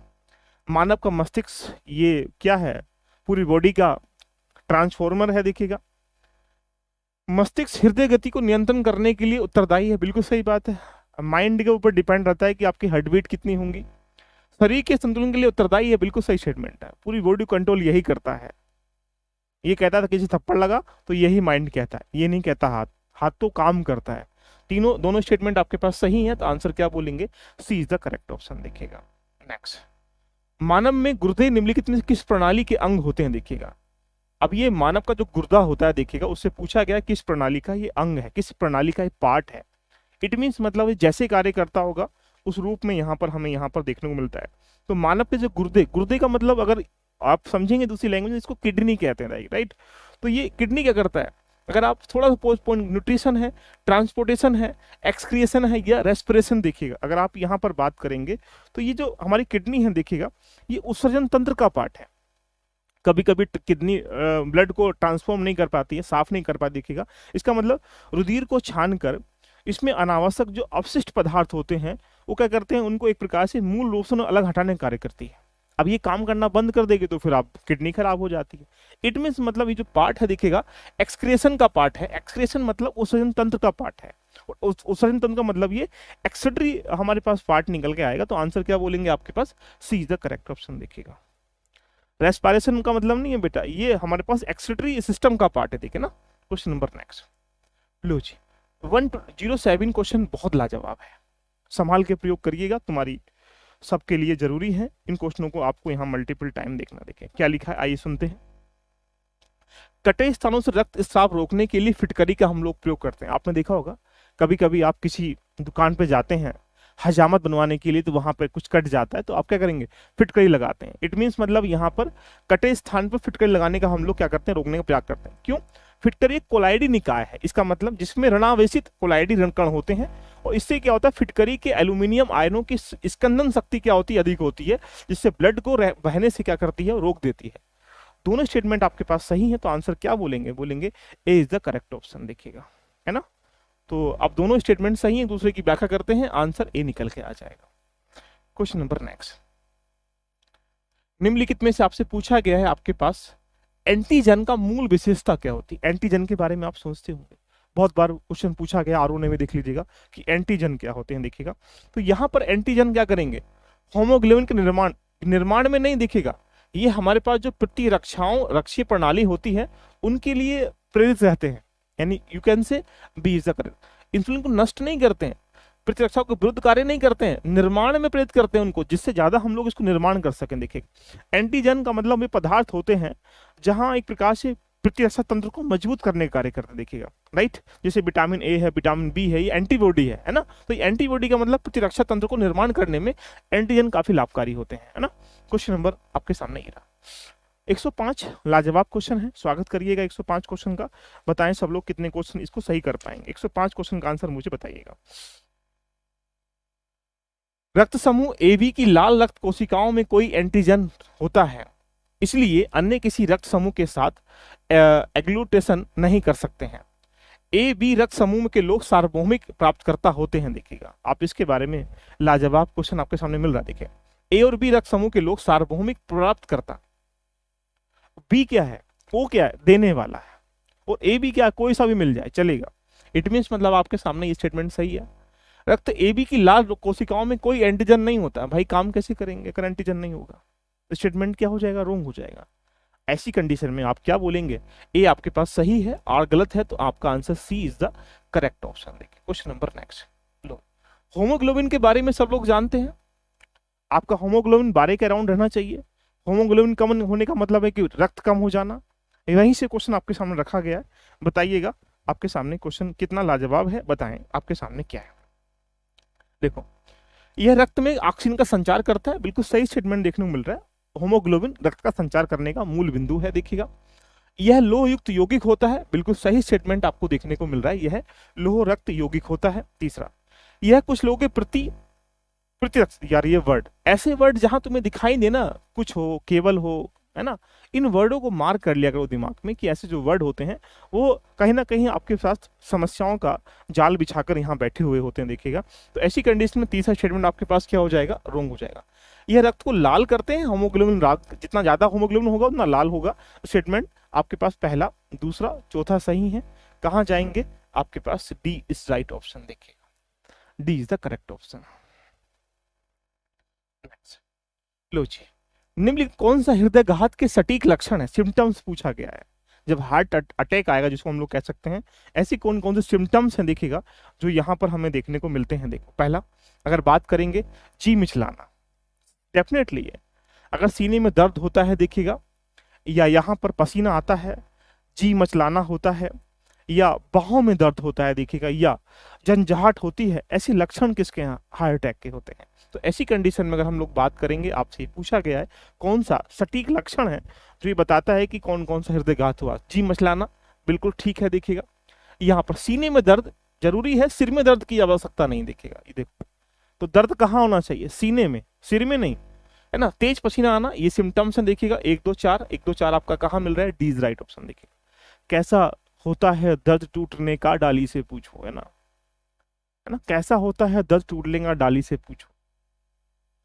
तो वहीं से सिर दर्द की रिक्वायरमेंट नहीं है, सीने में दर्द की रिक्वायरमेंट है, हृदयघात होना है, हार्ट अटैक आना है, तो हार्ट में आना चाहिए दर्द, है ना। आंसर क्या हो जाएगा, D. Question number next, glucose के विखंडन से कौन क्या चीजें होती हैं, ये आपसे पूछा गया 102 क्वेश्चन। बताइएगा इसको, दो का आंसर क्या निकल के आ रहा है, बताओ सब लोग कमेंट करके। 102 आपके सामने बिल्कुल सही स्टेटमेंट देखने को मिल रहा है। ग्लूकोज जैसा आप जान सकते हैं वाटर, कोशिका द्रव में ग्लूकोज 4 कार्बनिक अणु वाले पारुवेट विखंडन करते हैं, स्टेटमेंट पहला रोंग है, देखिए नहीं करते हैं। ऑक्सीजन के अभाव में बायरोट लैक्टिक एसिड के रूप में क्या होते हैं, ट्रांसफॉर्म हो जाते हैं, बिल्कुल सही स्टेटमेंट है देखिए। ऑक्सीजन की अनुपस्थिति में पायरुवेट जो कार्बन डाइऑक्साइड होती है, इथेनॉल के रूप में हम उसको ट्रांसफॉर्म कर सकते हैं, बिल्कुल ठीक है। 2 और 3 आपके पास यहाँ पर ठीक है, तो आप कह सकते हैं कि आपके पास सी इज द करेक्ट ऑप्शन निकल के आ रहा है, सी इज द राइट ऑप्शन देखिएगा। क्वेश्चन नंबर आपके सामने, आहार उत्पादों के विक्रय में जुटी एक कंपनी है विज्ञापन करती है कि उसके उत्पादों में ट्रांस वसा, जिसको ट्रांस फैक्टर्स कह सकते हैं, नहीं होता है, इसका मतलब ये, इसका क्या अभिप्राय है। बड़ा लॉजिकल कंसेप्ट आपसे पूछ रहा है, कोई कंपनी है, बाबा रामदेव की है, आपकी, देखिएगा वो ये कहने का काम करती है कि हमारी जो कंपनी है वो ट्रांस वसा, जिसको फैट कह सकते हैं देखिएगा। अब आपसे पूछा गया कंपनी के आहार उत्पाद हाइड्रोजनिक तेलों से नहीं निर्मित किए गए, क्यों, हाइड्रोजनिक तेलों में क्या होता है, वसा होती, इसलिए वो मना कर रहा है, स्टेटमेंट पहला राइट है देखिएगा। कंपनी के आहार उत्पाद पशु उत्पन्न वसा तेलों से नहीं निर्मित किए गए। पशुओं में अगर आप देखेंगे, दूध में क्या होता है, फैट होता है, मांस में क्या होता है, फैट होता है, तो ये भी ठीक है। कंपनी के द्वारा प्रयुक्त तेल संभवतः उपभोक्ताओं के जो हवालिया स्वास्थ्य के क्षति को नहीं पहुंचाएगा, क्योंकि उसमें फैट की मात्रा कम है, बिल्कुल सही है। तीनों स्टेटमेंट आपके पास यहाँ पर क्या है, राइट है, लेकिन ऐसा होता कहाँ है देखिएगा, यानी C is the, D is the correct option. Question number next, लो जी, मानव आहार में देखिएगा, ये क्वेश्चन है, मानव आहार में ग्लाइसिन, सेरीन, टाइसोसिन अनिवार्य रूप से शामिल होते हैं। अनिवार्य एमिनो अम्ल मानव शरीर में संश्लेषित नहीं किए जा सकते देखिएगा। अब ये 2 स्टेटमेंट आपके सामने है, ये आपसे पूछा गया देखिएगा, बताएं सब लोग। 100 क्वेश्चन के सामने ये रखा, बताओ 100 का आंसर क्या निकल के आ जाएगा, जल्दी से कमेंट करें फटाफट से, क्या आंसर निकल के आएगा।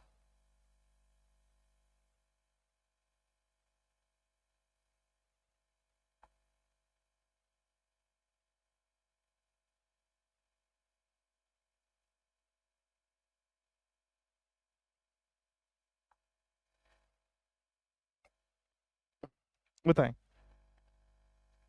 100 का आंसर, बताएं सब लोग, देखते हैं कितने लोग कर पाते हैं। आज तुम्हारे हवाले कर दिया 100 का आंसर देखिएगा।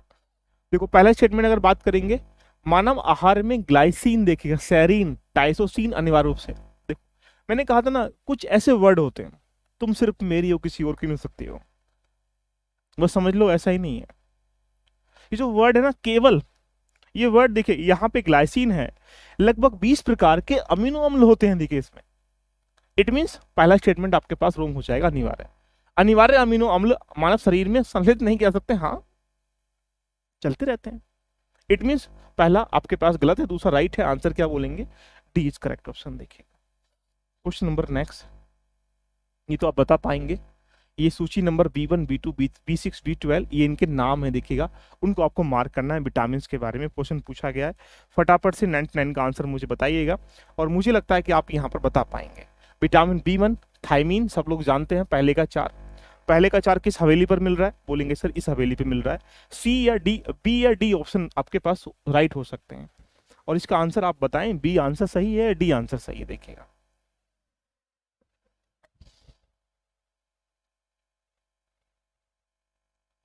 अच्छा, B2 का मतलब क्या होता है, राइबोफ्लोविन देखिएगा B2, और B6 का मतलब अगर बात करेंगे तो क्या होता है, B6 हमारे पास पाइड्रोक्सिस होता है। B12 सबको पता है कि यहाँ पर साइनो कोवालिन होता है। तो यानी आप कह सकते हैं 4351, आपका आंसर क्या हो जाएगा, B is the correct option. देखिएगा B is the correct option. Next, protein की प्रचुरता वाले खाद्य पदार्थों में अमीनो अम्ल टायरोसिन के बारे में कौन सा कथन सही नहीं है। देखिएगा अब ये कंसेप्ट बेस्ड क्वेश्चन है, देखिएगा इसको आपको यहां पर मार्क करना है। कंसेप्ट बेस्ड का मतलब है कि आपके पास इसके बारे में आपके पास पता होना चाहिए क्या होता है। पहला, यह ऊर्जा के स्तरों को बढ़ाने में सहायक है, बिल्कुल सही बात है भाई। अमीनो अम्ल है, टाइसोसिन है, जितना आप यहाँ पर प्रोटीन में लेंगे तो प्रोटीन से क्या होगा, एनर्जी निकल के आती है, इसलिए तो आप प्रोटीन लेते हैं। अंडा क्यों खाते हैं, प्रोटीन के लिए। यह भावात्मक पर्यावरणीय दबावों का सामना कर सकता है, ये सही। उदासी से लड़ सकता है, भाई क्यों लड़ेगा उदासी से, उदास क्यों हो रहे हो, एनर्जी नहीं है, एनर्जी आने से उदासी खत्म हो जाएगी, बिल्कुल सही स्टेटमेंट है। यह बुढ़ापे के लिए उत्तरदायी मुक्त मूलकों के विरुद्ध में रक्षा कर सकता है, करता है भाई, रक्षा कर सकता है, विरुद्ध नहीं, सापेक्ष रक्षा करता है, मूल कारक। देखिएगा स्टेटमेंट ये रोंग हो जाएगा, बोले लगेंगे D. Question number next, vitamin K, vitamin D, vitamin E, vitamin C ये स्रोत हैं। देखिएगा ये तो सबको आना ही चाहिए। देखिएगा तुम्हारी हवेली पे प्रश्न का आंसर अगर सही नहीं हुआ तो समझ लीजिएगा कि इस आंसर के बारे में तुम जीवन में पछताओगे कि हाँ हम क्यों नहीं कर पाए। देखो विटामिन के, विटामिन डी, देखिएगा विटामिन ई, विटामिन सी। तो विटामिन के किसमें होता है, अल्फा कणों में। देखिएगा और अगर विटामिन डी की बात करेंगे तो यहाँ पर ये तेल है यकृत। एंड विटामिन ई के बारे में बात करेंगे तो गेहूं बृहण तेल। दिखेगा विटामिन सी सबको पता है, नींबू है ना, जो खट्टा फल होता है, नींबू है, संतरा है ना, तो विटामिन सी। आंसर कहाँ जाएगा, D is the correct option. देखिएगा है ना, तो क्या बोलेंगे, D is the correct option. Question number next, मानव तंत्र में प्रति ऑक्सी कारकों क्या कार्य होता है। देखिएगा जितने भी कारक होते हैं, फैक्टर होते हैं, उनका क्या फैक्टर होता है, ये आपसे क्वेश्चन पूछा गया, बताइएगा। 96 के बारे में आपसे क्वेश्चन पूछा गया, बताएं जल्दी से कमेंट करें 96 के बारे में। देखो ये विटामिन संश्लेषण को रोकते हैं, बढ़ाते हैं। देखिएगा यार, ऑक्सीकरण अभिक्रियाओं के मूल जितने भी मूलक होते हैं उनसे उत्पन्न करते हैं। देखिएगा यानी यहाँ पर जो क्षति पहुंचाने वाली श्रृंखलाएं होती हैं उनसे इन्हें बचाने का कार्य किया जाता है। वहीं से क्वेश्चन आपके सामने रखा गया है कि इसका मुख्य कारक कौन सा होता है। संश्लेषण को बढ़ाना नहीं, कार्बोहाइड्रेट प्रोटीन बसा के अत्यधिक ऑक्सीजन को रोकना नहीं, रोकना नहीं है, बढ़ाना होता है। स्टेटमेंट, मूल जितने भी मूलक होते हैं प्रभाव से कोशिकाओं को बचाते हैं, ये इसका मेन रीजन होता है। आंसर क्या हो जाएगा, सी। देखिएगा नेक्स्ट, देखो ये अच्छा क्वेश्चन है, 95 आपके सामने रखा गया क्योंकि विटामिन से क्वेश्चन और विटामिन से एक क्वेश्चन आपको डेफिनेटली देखने को यहाँ पर आपको मिलता ही मिलता है। देखिएगा पहला, अधिकांश विटामिन मानव शरीर में संश्लेषित नहीं किया था। हाँ बिल्कुल सही बात है। आप विटामिन डी है, विटामिन के है, आप धूप मत लीजिएगा, विटामिन डी की कमी हो जाएगी। इसका मतलब कहाँ शरीर पैदा करेगा ऊर्जा। तो स्टेटमेंट बिल्कुल आपके पास कह सकते हैं कि यहाँ पर ए आपके पास सही है। देखिएगा मानव अंग केवल अनिवार्य सूक्ष्म पोषकों का ही संश्लेषण कर सकता है, नहीं भाई, अनिवार्य क्या है। देखिएगा तो मानव यहाँ अधिकांश विटामिन है, खनिज है, आहार ये घटक है। देखिएगा शरीर की मात्रा में निर्मित नहीं होते हैं, वो तो लिए जाते हैं। काश अगर मानव निर्मित कर रहा होता तो मैं खाने की आवश्यकता क्या पड़ती, काहे तुम जूस पीते हो, काजू की रोटी खाते हो। देखिएगा क्यों, क्योंकि वो लेना पड़ता है। इट मीन्स आप ये कह सकते हैं कि स्टेटमेंट ये रोंग होता है। ऐसी कंडीशन में आपका आंसर क्या हो जाएगा, सी इज द करेक्ट ऑप्शन। देखिए ये क्वेश्चन आपके सामने यहाँ पूछा गया है, कौन सा युग्म यहाँ पर सही सम्मिलित नहीं है। Vitamin A, vitamin C, vitamin B, vitamin D. देखिएगा क्वेश्चन नंबर 94, यानी ये खोज है। देखिए किस किस ने इसकी खोज करी है। देखिएगा तो अगर हम विटामिन ए मैकुलन ने की थी, विटामिन सी जेम्स लिंड ने की थी, विटामिन डी जो है मैकुलन ने की थी। विटामिन डी की जो खोज है वो पोम बुलर ने नहीं करी। देखिएगा तो स्टेटमेंट क्या हो जाएगा, जेम्स लिंड ने करी है, तो जेम्स लिंड के द्वारा की गई। स्टेटमेंट क्या हो जाएगा, ये रोंग निकल के आएगा। आंसर क्या हो जाएगा, डी इज करेक्ट ऑप्शन। देखिएगा चलें साहब, क्वेश्चन नंबर नेक्स्ट 93 लो, टाइलिन है, पेप्सिन है। देखिएगा अच्छा ये क्वेश्चन अगर आप लास्ट ईयर में देखें घुमा के तो ये कहीं ना कहीं मिश्रित क्वेश्चन दिए जाते हैं कि कौन कौन सी गतिविधि में कौन कौन से कार्य किए जाएंगे।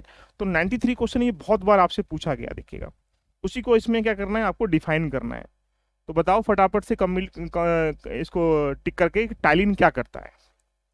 टाइलिन कौन सा कार्य करता है, ये कौन सा कार्य करता है, ये आपको यहाँ पर डिफाइन करना है। ये आपके लिए क्वेश्चन हमने छोड़ दिया गया है। बताइए सब लोग।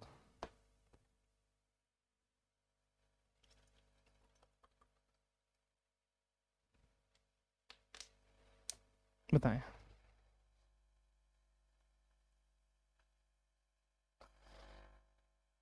बताएं सब लोग भाई, आंसर क्या आ रहा सबका? ए आ रहा है, बी आ रहा है, सी आ रहा है? देखिएगा, देखो टाइलिन क्या करता है, स्टार्च को पचाता है ना। अच्छा, पेप्सिन के बारे में अगर आप बात करेंगे देखिएगा, तो पेप्सिन प्रोटीन को पचाता है, किसी एक को पकड़ लीजिएगा। अच्छा, रेनिन क्या करता है? रेनिन जो है रक्त में जितने भी हमारे पास एंजियोटेंसिस होते हैं उनको एक प्रकार से बढ़ाने का, बदलने का काम करता है। और ऑक्सीटोसिन सबको पता है, जो हमारे पास मसूड़े होते हैं मांसपेशियों में देखिएगा, उनको सिकुड़ने से प्रेरित करता है। तो आंसर क्या हो जाएगा आपके पास? 2 3 1 5, 2 3 1 5 आप आंसर बोलेंगे, इज द करेक्ट ऑप्शन। देखिएगा सब लोग बी लगा रहे हैं, सबकी भैंस पानी में चली गई है, अपनी भैंस को पालिएगा। नेक्स्ट क्वेश्चन आपके सामने ये रहा 92, देखिए बताएं।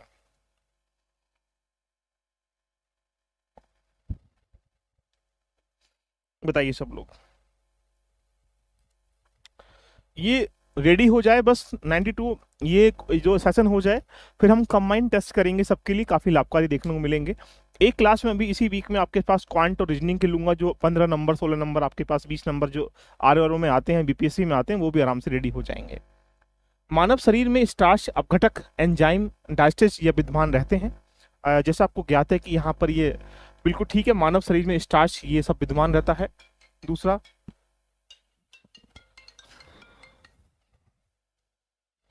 पहला क्या बोल रहा है? मानव शरीर में सेलुलोज के पाचन में असक्षम है, बिल्कुल सही बात है, पचाना पड़ता है।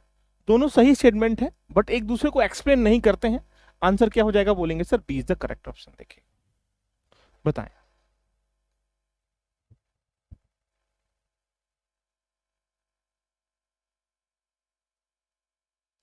क्या स्टेटमेंट है? अगला क्वेश्चन आपके सामने ये रहा 91, देखो। हमारे आहार में सभी प्रोटीन का पाचन केवल क्षुदांत्र में होता है। देखिएगा, बड़ा लॉजिकल क्वेश्चन आपके सामने देखने को मिल रहा है। देखिएगा 91, अब मैंने एक वर्ड आपको बता दिया, समझा दिया। क्या बता दिया? कभी भी एक वैसा वर्ड आए, देखिएगा अगर हम बात करेंगे, ये क्षुदान में होता है।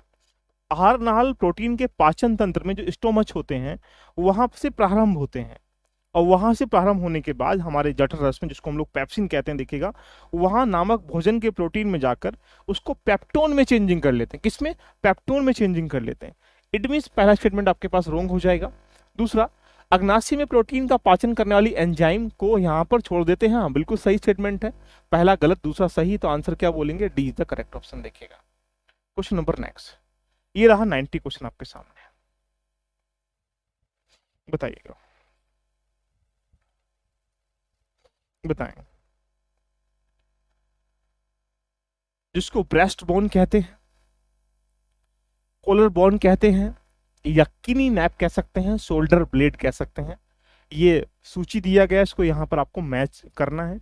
और कैसे इसको मैच करेंगे आपके सामने चुनौती बन जाती है। जैसे जो हमारे तो ब्रेस्ट बोन होती है, स्टेडर्म, यानी पहले का 4 ऑप्शन है। पहले का 4 ऑप्शन हमें कहाँ मिल रहा है? ये यहाँ नहीं है, घटा देंगे। अच्छा, जो हमारे पास कोलर बोन होता है, क्लेवल कल की होती है, स्टेटमेंट ये 1 आ जाएगा। 4 1 हमें अभी भी मिल रहा है, देखिएगा। और जानू फलक, जिसको क्रीम कैप कह सकते हैं, वो क्या हमारे पास? पेटुला है, देखिएगा। स्कंद फलक, जिसको हम लोग यहाँ पर शोल्डर ब्लेड कह सकते हैं, स्केपुला है। आंसर क्या हो जाएगा? D is the correct option. देखिएगा क्वेश्चन नंबर नेक्स्ट, मनुष्य की खोपड़ी में कुल कितनी अस्थियां होती हैं? देखिएगा यार, ये तो तुम बता दोगे ना, तुम्हारे पास खोपड़ी है तो अब बताओगे, खोपड़ी नहीं है तो फिर कैसे बताओगे? 89 क्वेश्चन। देखिएगा बताओ कमेंट, सबके पास खोपड़ियां हैं नहीं? देखिएगा अगर सबके पास खोपड़ी है तो खोपड़ी में जरूर बताओ कितने हमारे पास बोन्स होती हैं, हड्डियां होती हैं, देखिए अस्थियां होती हैं। 28 30 32 40। देखिएगा तो हमारे मानस की जो खोपड़ी होती है, जिसको स्कूल कह सकते हैं, इसमें लगभग 28 हमारे पास बोन होती हैं।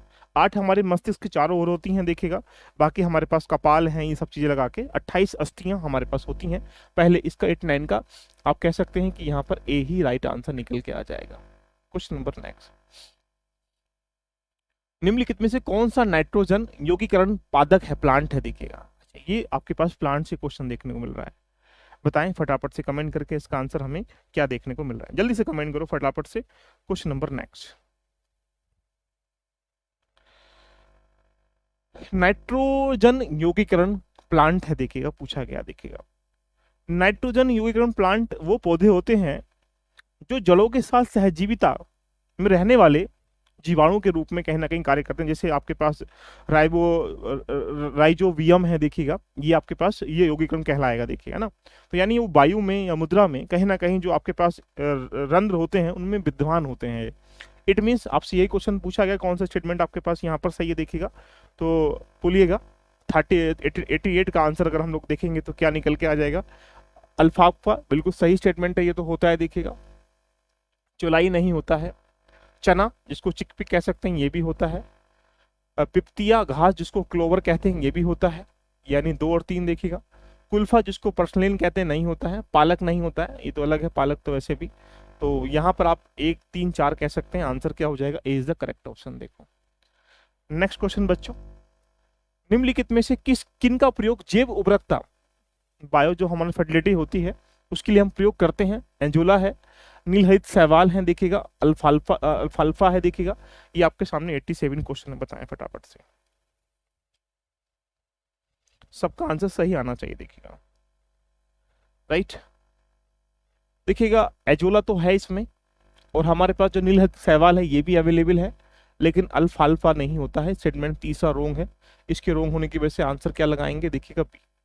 हमारे पास फास्फोरस जो उड़ाने वाले जो उर्वरक हैं, या जो नाइट्रोजन जिसको स्थिरीकरण के नाम से जान सकते हैं, या पौधों की वृद्धि के लिए प्रोत्साहित करने वाले उर्वरक हैं, वो अलग अलग हमें देखने को यहाँ पर मिलते हैं। आंसर क्या हो जाएगा, बी। क्वेश्चन नंबर नेक्स्ट, साधारण मनुष्य में गुणसूत्र कितने होते हैं। इस प्रश्न का तुम आंसर नहीं बता पाए तो फिर समझ लेंगे तुम आदमी नहीं जानवर हैं, देखिएगा। तो ये गुणसूत्रों के बारे में पूछा गया है कि यहाँ पर कितने गुणसूत्र हैं, देखिएगा। और 36 हैं, 56 हैं, या 26 हैं, या 46 हैं, देखिएगा ये पूछा गया है। और आपको ज्ञात होगा कि हमारे पास जो गुणसूत्र होते हैं उसमें जोड़ी कितनी होती है, इसमें जोड़ी नहीं पूछा गया है। जोड़ी पूछता तो हम वहां पर 23 लगाने का प्रयास करते, देखिएगा ना, क्लियर। और अगर हमारे पास जो कहानी है, देखिएगा 44 + XY, 44 + XX ये कन्वर्ट होते हैं, वहां से बच्चा या बच्ची आउटपुट निकल के आता है, देखिएगा। और ये सबका पता है कि आंसर, इसका आंसर सबके पास आना चाहिए। 46 गुणसूत्र होते हैं, 23 जोड़ियां होती हैं, देखिएगा। और अगर बताइए 44 + के XY होगा तो क्या होगा, 44 + के XX होगा तो क्या होगा, ये बताइएगा। इससे क्या होगा, वाई या गर्ल, देखिएगा। कभी कभी यहां तक भी क्वेश्चन आपसे पूछ लेता है।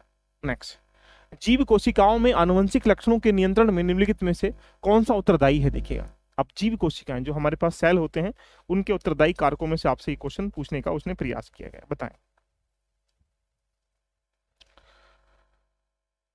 बताइएगा भाई। एंजाइम, हार्मोन्स, आरएनए, डीएनए, देखिएगा।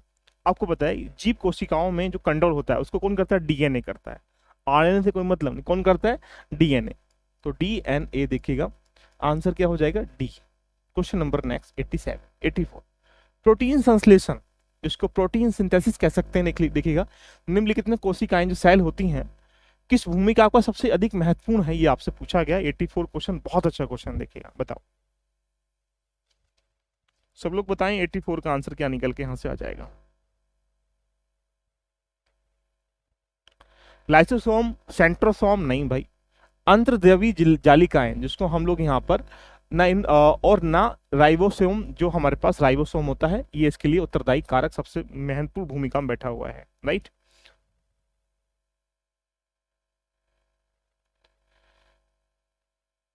क्वेश्चन नंबर नेक्स्ट, कथनों पर विचार करें। 83 आपके सामने ये रहा, ये भी जेनेटिक्स से ही टॉपिक से भी है। कथनों में कौन सा स्टेटमेंट आपके पास यहाँ पर सही है, 83 क्वेश्चन बताइए सब लोग। क्लास सबकी चल रही है भाई, किसी की क्लास नहीं रुकी बच्चों। अगर किसी क्लास रुकी तो आप एक बार रिफ्रेश कर लीजिएगा। सबकी क्लास यहाँ पर चल रही है, किसी क्लास नहीं रुकी है। कोशिकाओं से क्वेश्चन है,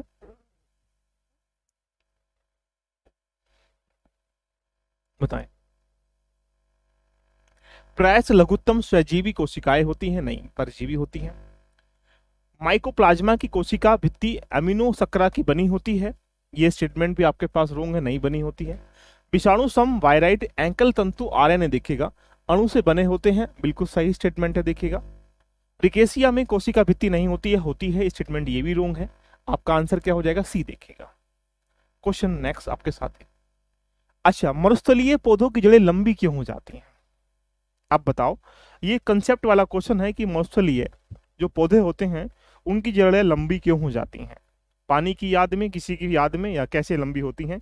ये क्वेश्चन आपसे पूछा गया, बताओ फटाफट से। देखिए, तो मरुस्थलीय जड़ों की लंबी क्यों हो जाती हैं, इसके पीछे आपसे क्वेश्चन पूछा गया।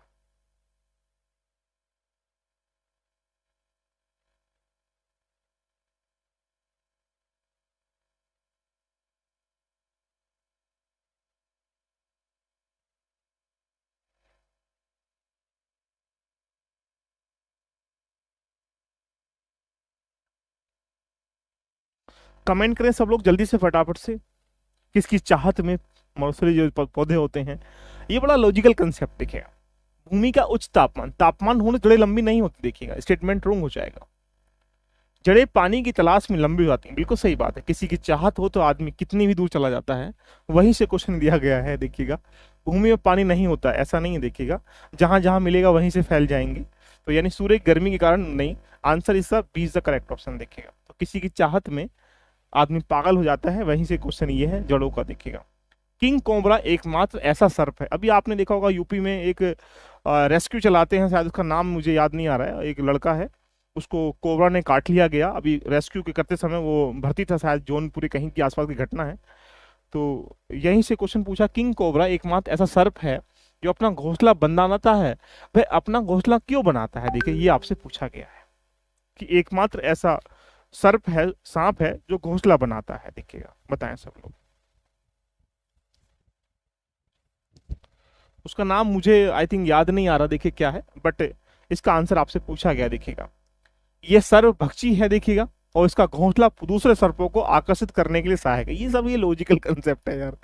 ये सजीव प्रजक सर्प है और अपनी संतान को जन्म देने के लिए घोंसले की आवश्यकता होता है। देखिएगा, देखिए ये अंड प्रजक सर्प है। देखिएगा, जो घोंसले में अंडे देता है और अंडों से बचे निकलने वाले घोंसलों को पहरेदारी करता है। देखिएगा, और जब तक वहीं रहेगा जब तक सांप वहां पर नहीं निकलेंगे। स्टेटमेंट ये आपके पास सी स्टेटमेंट राइट है। देखिएगा, ये विशाल अनियत तापी प्रणाली है, ऐसा नहीं है। और बेस्ट आंसर क्या निकल के आ जाएगा इसका, सी। देखिएगा, अंड प्रजक सर्प होता है इसलिए। क्वेश्चन नंबर नेक्स्ट 80 आपके सामने ये रखा है। देखिए क्या है, निम्नलिखित में से कौन सा कथन सही नहीं है? देखिएगा, सभी इकाई नोडर्म सजीव प्रजक होते हैं। गोल कृमि का नाम आपने सुना होगा, ये तो बहुत बार पूछा भी गया है। परिसंचरण तंत्र नहीं होता है। अस्थिल मछलियों में बातस्सीय आमतौर में विद्यमान होता है। उपास्थिसम मछलियों में निषेचन आंतरिक होता है। ये भी लॉजिकल क्वेश्चन है। और जितने बच्चे इस बार आरओ का एग्जाम दे रहे हैं, देखिएगा, अगर आपने अभी टेस्ट सीरीज ज्वाइन नहीं किया है तो आप जरूर ज्वाइन कर लीजिएगा। उसमें किसी को डाउट है तो आप कमेंट कर सकते हैं, लेकिन आरओ के लिए अंतिम समय में टेस्ट को ज्वाइन करना काफ़ी इंपॉर्टेंट माना जाता है। और क्योंकि उससे आप मल्टीपल क्वेश्चन रिवीजन कर पाते हैं, अपने आप को चेक भी कर पाते हैं कि अभी हमारा लेवल क्या है और हमें कहाँ तक इस चीज़ों की तैयारी करनी है। देखो, कथन सही नहीं है। देखिएगा, एक वर्ड है केवल, सभी, ऐसे वर्ड को जरूर मार्क कर लिया करो। तो यहाँ पर सभी इकोनाडम जो है सजीव प्रजक होते हैं, ऐसा नहीं। देखिएगा, ये स्टेटमेंट आपके सामने होंगे। समुद्र में पाए जाने वाले जो पंचतई आर्य होते हैं उनको हम यहाँ पर कह सकते हैं, स्टेटमेंट ये रोंग हो जाएगा, answer A. Question number next 79, ये बड़ा नियम है। देखिएगा, इन नियमों को मैचिंग करना है। विकास का सिद्धांत किसने दिया? उत्परिवर्तन का सिद्धांत किसने दिया? एक जीन एक एंजाइम की परिकल्पना किसने दिया? ओपरॉन अवधारणा को किसने दिया गया? ये बड़ा लॉजिकल है। और अगर आप विकास के सिद्धांत की धारणा को समझते हैं तो आप इसका आंसर मुझे लगता है कि आराम से देने में सक्षम हो जाएंगे। देखिएगा, बताएं सब लोग। सब लोग बहुत आराम से आंसर दीजिएगा, बहुत लॉजिकल कंसेप्ट दिखेगा। आज अगर आप किसी एक को पकड़ लो, देखो, विकास सिद्धांत किसने दिया? डार्विन ने। ये तो पता होना चाहिए, ये नहीं पता तो कैसे काम चलेगा? दूसरे का 3 है, यहां नहीं है। दूसरे का 3 यहां पर नहीं है, आपके पास बी और सी में मिल रहा है। चलो आगे पकड़ते हैं। अगर हम उत्परिवर्तन सिद्धांत के बारे में बात करेंगे तो ये डी ग्रीज ने दिया था, तो यानी पहले का 4 है। पहले का 4 यहां पर भी, यहां पर अभी हम लोग नहीं कह सकते हैं। एक जिन की एक एंजाइम की परिकल्पना विडल एंड टेटम ने दी थी, यानी तीसरे का 1 है। यहां पर आंसर मिल गया आपके पास, बी इज करेक्ट ऑप्शन। देखिए 79 का बी। देखो नेक्स्ट क्वेश्चन आपके सामने, अस्थियों के अध्ययन को हम लोग क्या कहते हैं? आपको पता है, एक क्वेश्चन जरूर पूछता है मैचिंग करने के लिए, इसके अध्ययन को हम लोग क्या बोलते हैं? उसके अध्ययन को हम लोग क्या बोलते हैं, और ये अध्ययन जरूर आपसे क्या करता है, पूछता है। देखिएगा, बताएं कमेंट करके कि अस्थियों के अध्ययन को हम लोग क्या बोलते हैं। देखिएगा, देखो ओरोलॉजी का अगर हम बात करेंगे, जियोलॉजी की बात करेंगे, जियोलॉजी का मतलब होता है पृथ्वी की जो आंतरिक संरचना है, देखिएगा उनके पदार्थों का अध्ययन किया जाए, उसको हम लोग जियोलॉजी कह सकते हैं। तो यानी आप कह सकते हैं ये तो नहीं होगा। अच्छा, सेरोलॉजी के बारे में ये भी बहुत क्वेश्चन पूछा गया। देखिएगा, जो रुधिर होता है, सीरम होता है, उसका हम लोग कैसे हम लोग वैज्ञानिक अध्ययन करें, उसको हम सोरोलॉजी कह सकते हैं। यानी सीरम, रुधिर के अध्ययन को हम सीरोलॉजी कह सकते हैं। ओरोलॉजी के बारे में बहुत बार पूछा गया, जो हमारे पास माउंटेन होते हैं, पर्वत होते हैं, उनके अध्ययन को हम ओरोलॉजी कहते हैं। अस्थियों के अध्ययन को हम लोग क्या बोलते हैं, ऑस्ट्रोलॉजी कह सकते हैं। Answer A is the correct option. देखिएगा, ये बिल्कुल लाजवाब क्वेश्चन है ना। क्वेश्चन नंबर नेक्स्ट 77 आपके सामने बच्चों की रहा। देखो, फूलों की खेती के बारे में आपसे क्वेश्चन पूछा गया, फलों की खेती के बारे में क्वेश्चन पूछा गया। मैचिंग करना है, आप कर पाएंगे मुझे लगता है। इस प्रश्न को बहुत अच्छा क्वेश्चन आपके सामने ये है, लेकिन इसमें पूछा क्या गया, देखिएगा कौन सा कथन यहाँ पर सही नहीं है। ये नामकरण है, एक इसमें से सही नहीं है, उसको आपको मार्क करना है। देखिएगा,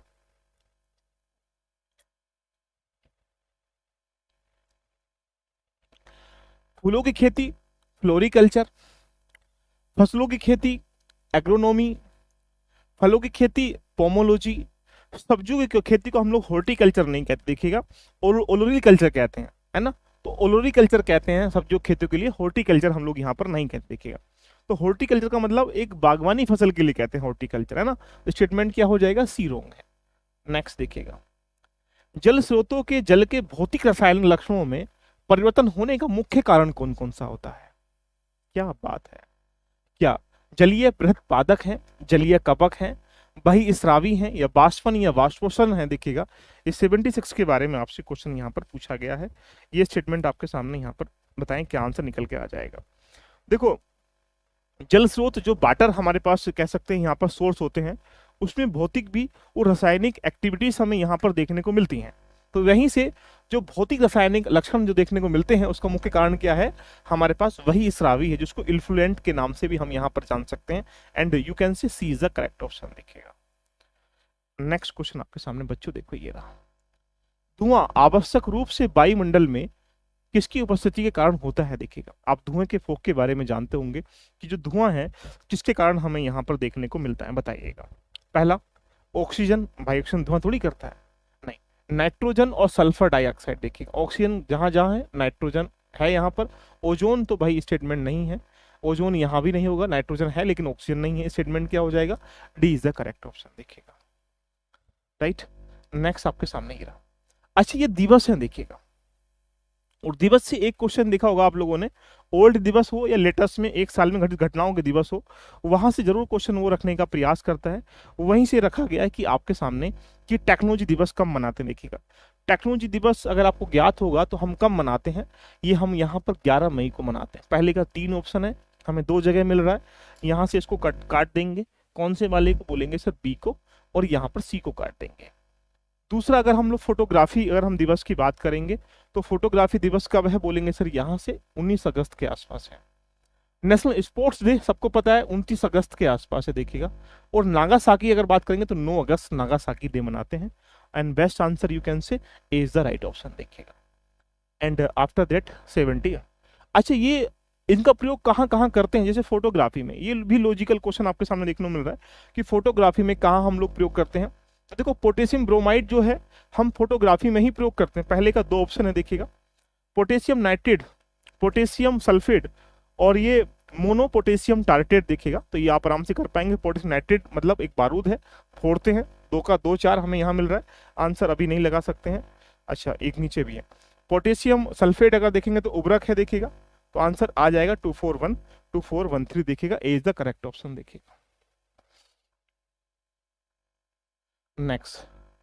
अच्छा, ये आपको पता है ना, हम लोग नियत होता है, सिल्वर आयोडाइड है, जिंक फास्फेट है, इयोसिन है, कहाँ कहाँ इसको हम लोग मैचिंग कर सकते हैं या अनुप्रयोग, यानी उनका हम प्रयोग कहाँ करते हैं, ये क्वेश्चन आपसे पूछा गया। देखो, अगर हम बात करेंगे नियत होता क्या बोलते हैं, ये कवकनाशी है। देखिएगा, इयोसिन अगर बात करेंगे तो ये लाल स्याही है। देखिएगा, सिल्वर आयोडाइड बहुत बार क्वेश्चन पूछा गया, ये हमारे पास रोडेंटोनाशी है। जिंक फास्फेट अगर देखेंगे तो कृत्रिम बस्सा। तो आंसर क्या आ जाएगा इसका, 2341, ए इज द करेक्ट ऑप्शन। देखिएगा, क्वेश्चन नंबर 71 71 आपसे पूछा गया, बताएं फटाफट से 71। सब लोग बताओ 71 का आंसर क्या निकल के आएगा। देखें सबके आंसर सही चल रहा है, बिल्कुल सबका आंसर बिल्कुल जबरदस्त चल रहा है। बताएं फटाफट 71 का आंसर क्या है। 71 का आंसर दे दें जल्दी से फटाफट से।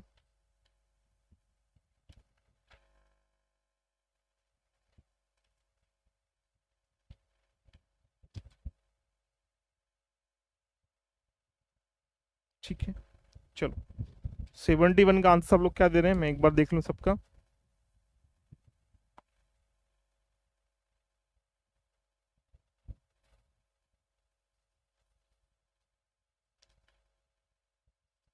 दक्ष एक क्वेश्चन बोल रहे हैं, देखिएगा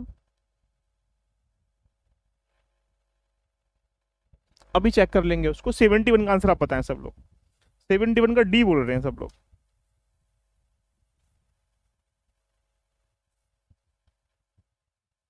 डी। देखिए ओजोन के जल के सूक्ष्म जीवों का मार देती है, ओजोन जल के सूक्ष्म जीवों को मार देती है, सबको पता है ओजोन गैस है हमारी, है ना। तो स्टेटमेंट क्या हो जाएगा आपके पास, ये राइट है। ओजोन रेडियो एक्टिव नहीं है, बिल्कुल सही स्टेटमेंट। रेडियो एक्टिव थोड़ी है, देखिएगा तो ये क्या हो जाएगा, रॉन्ग हो जाएगा। सॉरी रेडियो एक्टिव नहीं है, ये भी ठीक है, बट यार रेडियो एक्टिव की वजह से इसको नहीं मारती है। दोनों स्टेटमेंट आपके पास सही है, बट एक दूसरे को एक्सप्लेन नहीं करते हैं। इट मीन्स मतलब आपका आंसर क्या हो जाएगा, B is the correct option. Question number next 70 आपके सामने ये रहा। कृषि में नाइट्रोजनी उर्वरकों के अत्यधिक अनुप्रयुक्त उपयोग का क्या प्रभाव हमें देखने को यहां पर मिलता है। देखिए ये रहा 70 क्वेश्चन आपके सामने। क्या है, नाइट्रोजन यौगिकरण सूक्ष्म जीवों, नाइट्रोजन फिक्सिंग माइक्रो ऑर्गेनिज्म में मिट्टी में जो प्रोलोवेशन करण हो सकता है, नहीं हो सकता। देखिएगा मिट्टी की अम्लता को बढ़ाने काम करेगा नाइट्रोजन, बिल्कुल ठीक है। जो भौम जल जिसको ग्राउंड वाटर कह सकते हैं, नाइट्रोजन का निच्छालन यानी लीचिंग हो सकता है, बिल्कुल सही स्टेटमेंट है। 2 और 3 आपके पास यहाँ पर ठीक है। देखिएगा तो आंसर क्या हो जाएगा, सी इज द करेक्ट ऑप्शन। देखें नेक्स्ट, पौधों के फास्फोरस आवश्यकताओं की पूर्ति के लिए रासायनिक उर्वरक आवश्यक होते हैं, सबको पता है भाई। अगर पौधों की हमें जितनी भी कह सकते हैं कि उर्वरकता बढ़ाने के लिए फास्फोरस बहुत इंपॉर्टेंट है। जिन जिन खेतियों में जहां जहां मिट्टी में फास्फोरस कम होता है वहां पर एक प्रकार से कह सकते हैं उर्वरकता कम होती है। स्टेटमेंट पहला ठीक है।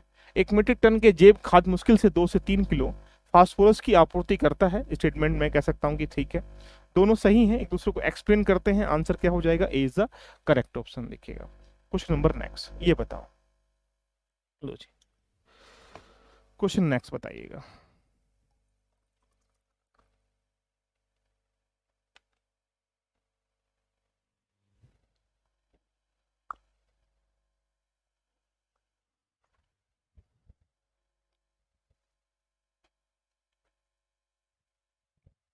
बताएं 68 का आंसर आप बताइएगा।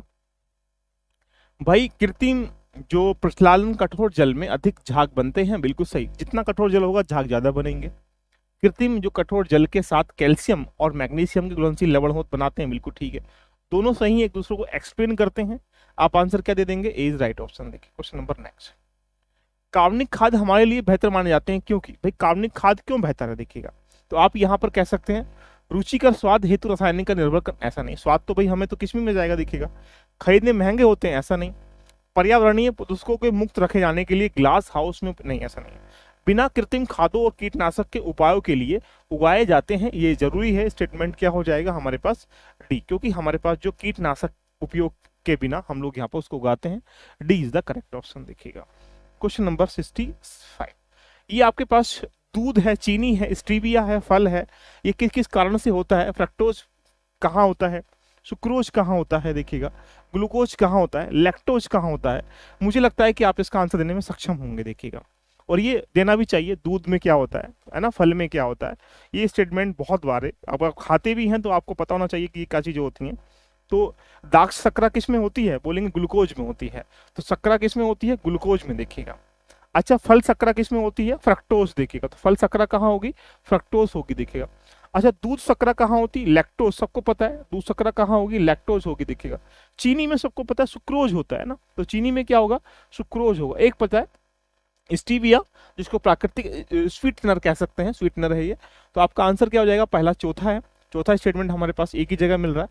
आंसर कहां जाएंगे, सी इज द करेक्ट ऑप्शन। देखिएगा नेक्स्ट क्वेश्चन ये रहा बच्चों, मोटर कारों के अपेक्षाकृत नए मॉडल की निम्नलिखित में से विशिष्टताओं पर आप विचार करिएगा। आज इस समय नई टेक्नोलॉजी के माध्यम से नई मोटरसाइकिलें अपडेट की जा रही हैं, BS6 है, BS4 है ना, या BS7 लगातार यहाँ पर काम करने। तो यहीं से पूछा ये गया है कि रेडियल टायर ये काम कर रहे हैं, बिल्कुल ठीक है। सुप्रभावी ढांचा, सुप्रभावी ढांचा नहीं है, प्रभावी ढांचा है आज के समय का, ये रोंग हो जाएगा। बहुबिंदु ईंधन अंतक्षेप, आपने देखा होगा अभी हाल ही में बहुत सारी ऐसी गाड़ियां आ रही हैं, तेल से भी चलती हैं, गैस से भी चलती हैं, है ना। यहीं से उत्प्रेरक परिवर्तन रेंचक, ये बिल्कुल ठीक है। 1 2 3 आपके पास सही है, तो आंसर क्या हो जाएगा, ईंधन के लिए हमने बनाया 1 3 4 आपके साथ है।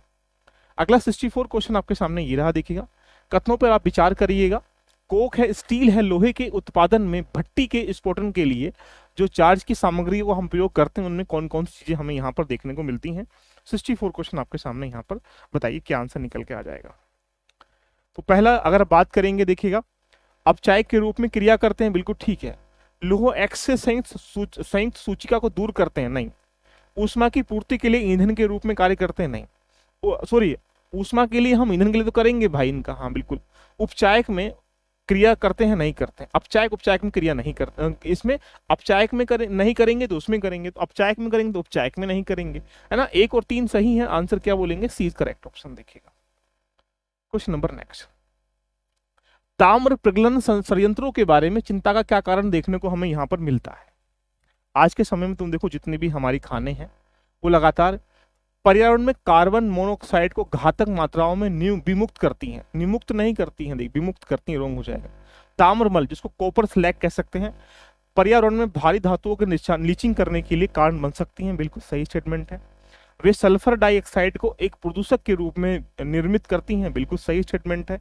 2 और 3 आपके पास सही हैं, तो आंसर क्या बोलेंगे, आपके सामने B is the correct option. देखिएगा लो जी क्वेश्चन नंबर नेक्स्ट, डायनामाइट के निर्माण में प्रयुक्त होने वाला रासायनिक केमिकल कौन सा होता है। ये लॉजिकल कंसेप्ट वाला क्वेश्चन है, ये पूछ सकता है, इसलिए इसको भी हमने रख दिया गया। डायनामाइट अभी चर्चाओं का विषय बना हुआ है, देखिएगा। तो आप कह सकते हैं ग्लाइसरोल होता है, लेकिन ग्लाइसरोल अकेला नहीं होता है। ग्लाइसरोल टाई एसिटेट नहीं, टाई नाइट्रेट होता है, आंसर सी लगाएंगे। देखिएगा टाई नाइट्रेट होता है।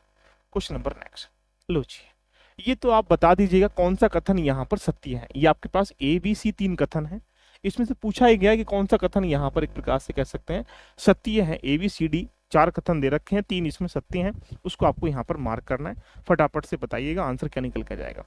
गन्ने के रस को किण्वन करने पर सिरका बनता है, बिल्कुल सही बात है, गन्ने से ही सिरका बनता है, जैसा इसके बारे में आप जानते भी होंगे। दूसरा, सिरके में एसिटिक अम्ल होता है, ये भी आप जानते हैं, सिरके में एसिटिक अम्ल होता है। दूसरा, सिरके में उपस्थित अम्ल बेंजोन अम्ल होते हैं, नहीं, बेंजोन अम्ल नहीं होते, स्टेटमेंट ही रॉन्ग हो जाएगा। सिरका एक परिरक्षक के रूप में कार्य करता है, हाँ ठीक है, एंटीबायोटिक उसके रूप में, तो आंसर क्या हो जाएगा, डी। ABD सही है, ए सही है, ABD सही है, सी इसका रॉन्ग निकल के यहाँ से आ जाएगा, बेंजीन नहीं होता है। क्वेश्चन नंबर नेक्स्ट, पॉलीएलेथीन के बारे में आपसे क्वेश्चन पूछा गया है, ये रहा 60 क्वेश्चन। देखिएगा बताएं फटाफट से क्या इसका आंसर है, जल्दी से कमेंट करो फटाफट से, देखते हैं कितने लोग यहाँ पर 60 का आंसर यहाँ पर दे पाते हैं।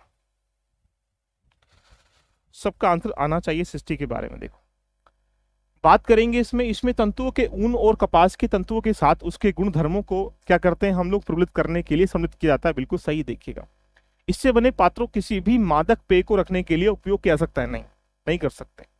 2 के रोंग होने से ये और ये आपके पास कट जाएंगे। इसमें बनी बोतल का पुनर्चक्रण, रिसाइकलिंग कर सकते हैं, कर सकते हैं। देखिएगा इससे बनी वस्तु का भस्मीकरण के द्वारा बिना ग्रीन हाउस गैस उत्सर्जन किए आसानी से हम निपटान किया जा सकता है, नहीं कर सकते हैं। स्टेटमेंट ये 4 भी रोंग है, तो 4 के रोंग होने से आपका स्टेटमेंट क्या हो जाएगा, ए इज राइट ऑप्शन। देखिएगा तो ये रही आज की क्लास, यहीं पर समापन कर लेते हैं। इसका पूरा PDF आपको यहाँ पर मिल चुका है, और इसका फिर अगेन हम PDF नीचे लिंक दिया टेलीग्राम को, उसको ज्वाइन कर लीजिएगा। तो कल एक क्लास और करेंगे जहां पर हम यूपी स्पेशल सेंसस का किसी पार्ट को लेकर, फिर उसके बाद ये हमारे पास history, geography, economy, polity, science, और आपके पास ये जो हमने एक सेशन लगभग 1 वीक में कर लिया है। आगे हम कंबाइंड क्वेश्चन करेंगे, जहां पर डेली बेसिस पर 50 क्वेश्चन लेकर 50 में डिटेल डिस्कशन करने का काम करेंगे। ठीक है, क्लास कैसी लगी, क्वेश्चन कैसे लगे, एक बार दिल से कमेंट कर दीजिएगा। मजा आया हो तो को शेयर भी कर दीजिएगा ना। ठीक है, तो मिलते हैं नेक्स्ट सेशन में, तब तक एंजॉय करिएगा। ऑल द बेस्ट, खुश रहें, व्यस्त रहें, पढ़ते रहिएगा। Bye bye, take care.